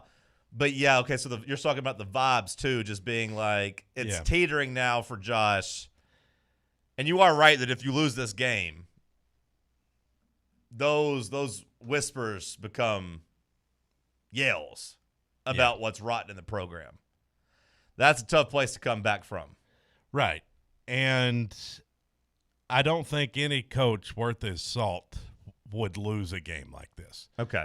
And the positive of it is if you win this game, then you can at least say at the end of the year, well, hey, Heupel didn't have that one game he shouldn't have lost. Like, we got past that. Yeah, we didn't beat anybody worth a damn, but at least we didn't lose that Arkansas game, that South Carolina game that, I wouldn't say that just yet until I see the Vanderbilt game, but I know what you mean in terms of, like, the big upsets. Like, yeah, sure. Yeah. And, of course, going 3-1 on the road would be nice. Like, not having the stub-your-toe road game. Now, you did that at home against Oklahoma, but, hey, man, if Oklahoma finishes in the top 10, maybe we just got to look and say that team actually was good. This one here would be a severed toe. Yeah, this one here would be the worst loss of Josh Heupel's tenure. Yeah. It wouldn't be a stub toe. It'd be a severed toe. We all agree on that. This would be the worst loss of Josh Heupel's tenure. Bubba, do you concur? Yeah. Sam, do you concur? Yeah, I do. I don't know if it would feel as bad as that 22 South Carolina game, but it'd be a worse loss. Yes, it would be a worse loss. Yeah. It'd be a worse loss. Is that on paper or is that in practice? Because we've kind of seen the team feels like deteriorate over the past, couple weeks or so.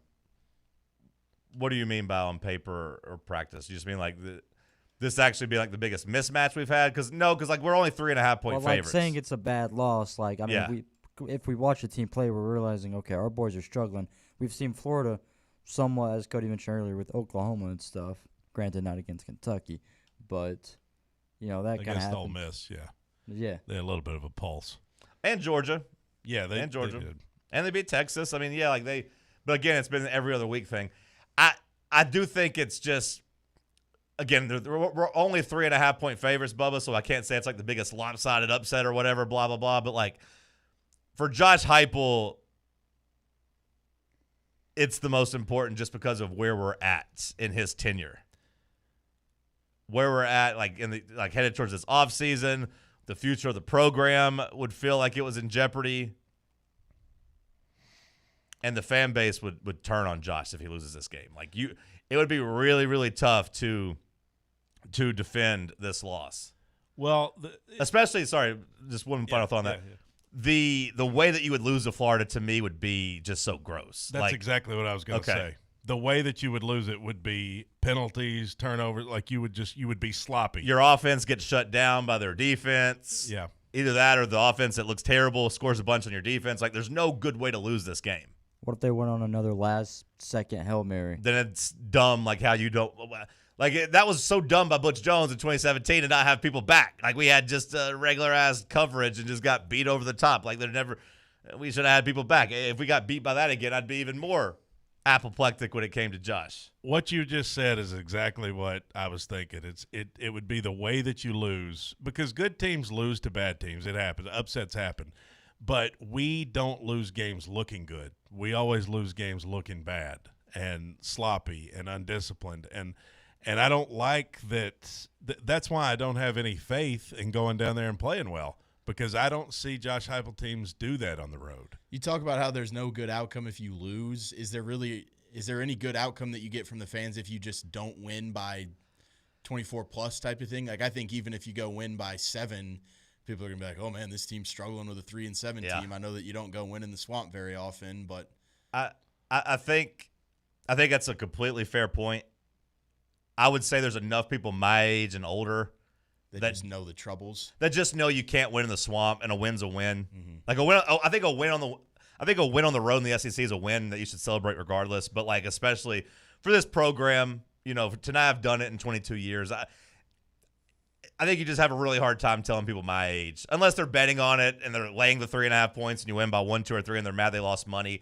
But from an actual like practical standpoint, like just winning down there and ending that streak to me is all that really matters. You could win 10-7, and I wouldn't feel great about it, but I'm not going to come back and be like, oh, man, Josh Heupel sucks. I'd just be like, hey, I'm thankful to win. Let's go beat Vandy is how I personally would feel. I feel like, yeah, I mean, that's definitely the mindset there because then you immediately switch gears to Vanderbilt. Like, right. You don't want to celebrate the win over, you know, you're just like, all right, we won, cool, broke the streak now. Right. And then you'd be in a similar situation against Vandy the next week. Like, if you beat Florida and then lose to Vandy, like, you avoid, like, the disastrous end, but, like, you're going to need to win that game, too, if you're Josh Heupel. Winning is enough. That damn streak in the swamp being what it is ridiculous.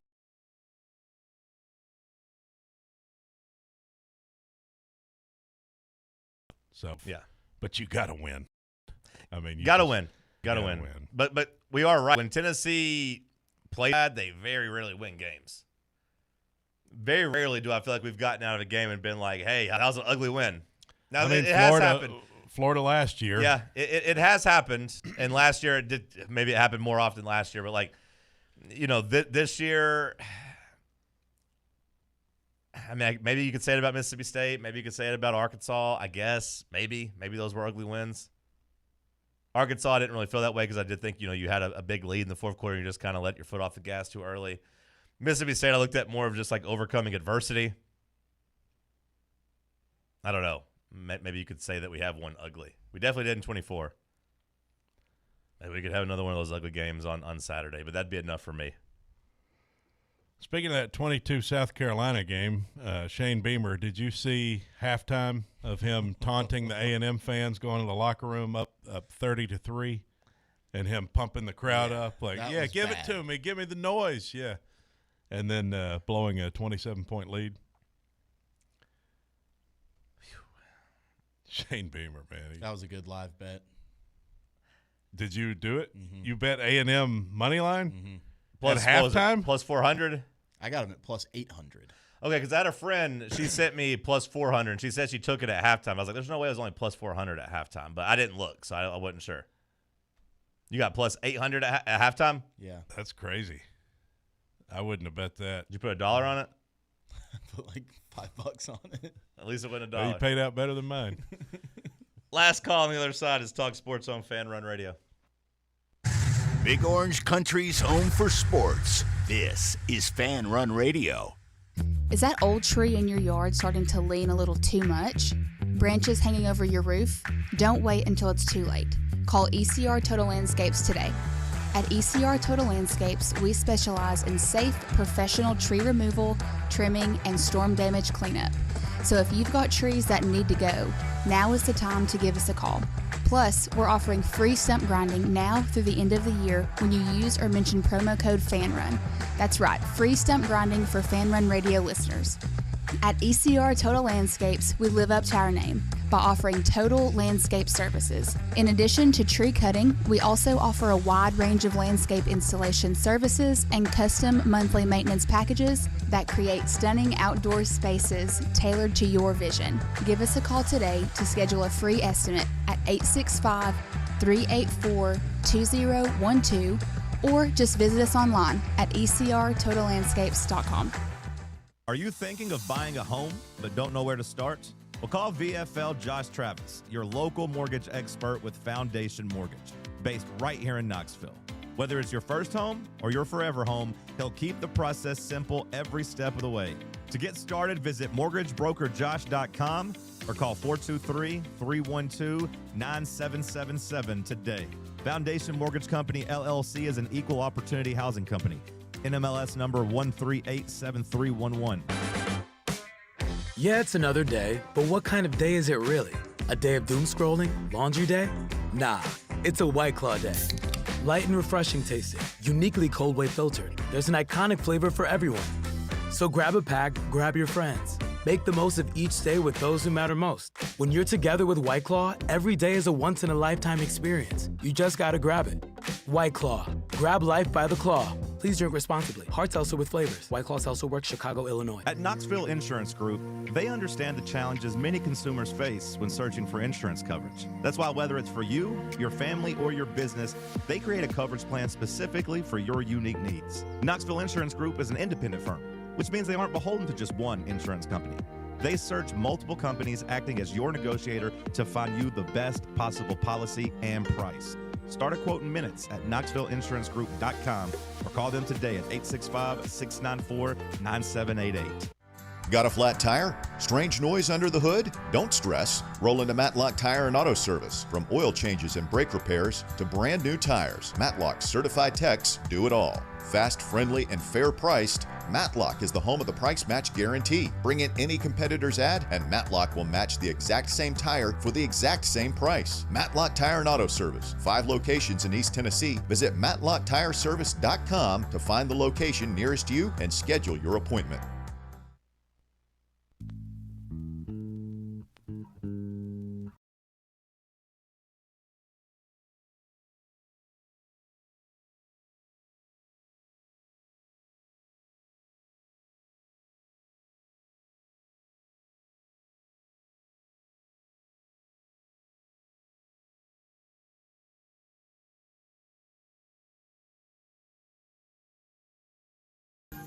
Last call here on the program.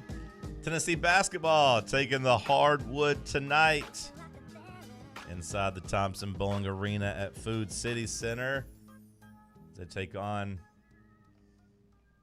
Rice. Cody, how do you feel? Interested? Do you care? Ready to see the balls? The balls? Arroz con pollo? Yeah, see? Yeah. I like rice. Sam, did you watch much of that Auburn-Houston game? I actually was like making dinner yesterday, and I was like, wait, Auburn and Houston played basketball? I totally forgot to watch it. So, no, I didn't get a second of it. Okay, fair enough. And I saw the final score, and I was pissed because it looked like a good game. Yeah, I saw Stephen Pearl going crazy. He had a no call at the end. But apparently they had like 20 more free throw attempts than Houston did or something like that is what I saw. I didn't really fact check that. Well, then I guess he should be mad then. I mean, Houston only shot 12 free throws. Auburn shot 33. But I guess that means that Houston was fouling a bunch, so they probably did foul in the last play. Or at least Auburn was getting rewarded with all those free throws, so he thought, hey, surely we'll get the call here. But that Houston team's tough. I will say that Auburn losing by 1, though, that's probably just as good of a win as far as, like, getting respect and, like, attention and, like, feeling good about themselves. Playing Houston that close. Who have they played since the Bethune-Cookman scare? Auburn. Yeah. Merrimack and Wofford. Okay, yeah. Couple of good squads. It's the last week of tune-ups for Tennessee basketball. They got Rice and Tennessee State this week, and then they head to Vegas. So we'll start getting some real data points when it comes to the basketball team. Bubba, anything we missed so far today? We've missed Jemai Meshack signing his 2-way contract with the Memphis Grizzlies. Good for Jemai Meshack. A 2-way contract means that he will be going back and forth. He will be playing 2 ways. He'll be playing in the G League, and then he gets a certain amount of games and days he can be up in the NBA. But that does mean that he will likely get some run from time to time with the Grizzlies' main team, play some minutes. The All Leaves Pond special. We'll see if he actually gets in some games and plays, but it's good for him. It's good. It's better money that way. So good for Jemai Meshack. On Saturday, it was not a good day to be a state trooper down in Texas. Did you guys see that incident? At the Texas A&M game where the cop bowed up and hit 2 South Carolina players with his elbows. Yep. Chicken winged them and then turned around and yelled at them. Yep. Oh, yeah, he got fired, didn't he? He got reassigned. I don't know if he got. They relieved him of his game day duties. But yeah, got to go be a traffic cop now. He's got to take out his aggression on the people on the streets now that don't have pads. Those poor sorority girls. He's like it's like in the movie with Will Ferrell and Mark Wahlberg when he has to go be a traffic cop for a bit. They take his gun away from him and give him a wooden gun. Give him the wooden gun. What's the name of that movie? The other guys? The other guys, yeah. We had, I love that movie. I was blanking on it. Jacoby Brissett making NFL history with 47 passes complete. Completions. No, Yeah. 47 completions. Yeah. He was 47 of 57, threw for over 400 yards, but they lost. But I did see that now, Bubba, he has the NFL record. He has the all-time NFL. He has the lowest interception rate of all time when it comes to number of total passes and interceptions thrown. You divide them. I think his comes out to, it was either 1.8 or 1.3% of his throws have been interceptions. That's the lowest rate in NFL history. QB1. It's hard to say that after they got their ass beat and didn't score a lot of points after getting killed by Seattle the week before. But, if I'm Jacoby Brissett, I'm like, hey, it ain't my fault. I did the best I could. I threw for 400 yards. What more do you want from me? Then two quick little last things. We had hometown Knox winning the USO. Well, he did throw 2 interceptions yesterday, so how the hell would that mean that he had the most? Spokane. We can't move up yet, though, right? I think we have to wait a couple years. That's not until 2028. Yeah, you got to wait a couple years before you get the chance to move up. But where are we going? The MLS? That's the goal, the end goal. Really? I mean, that's the end goal. I mean, if you keep moving up, eventually they're going to have to say, all right. It'd be a 15-year process or so, but, I mean, Cincinnati did it.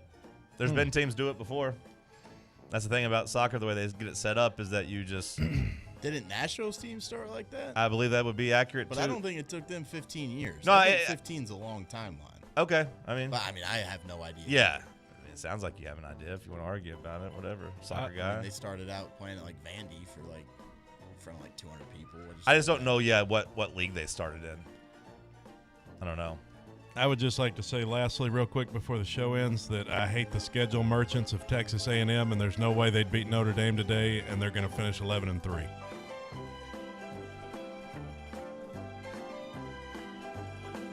Fair take.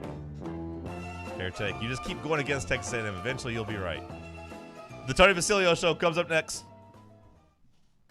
Take Fanrun Radio with you on the all-new Fanrun app. Just search for Fanrun Radio wherever you download your apps. The following radio theater is brought to you by Men's Pro Knoxville. Hey, Dad, you want to play football? No, bud.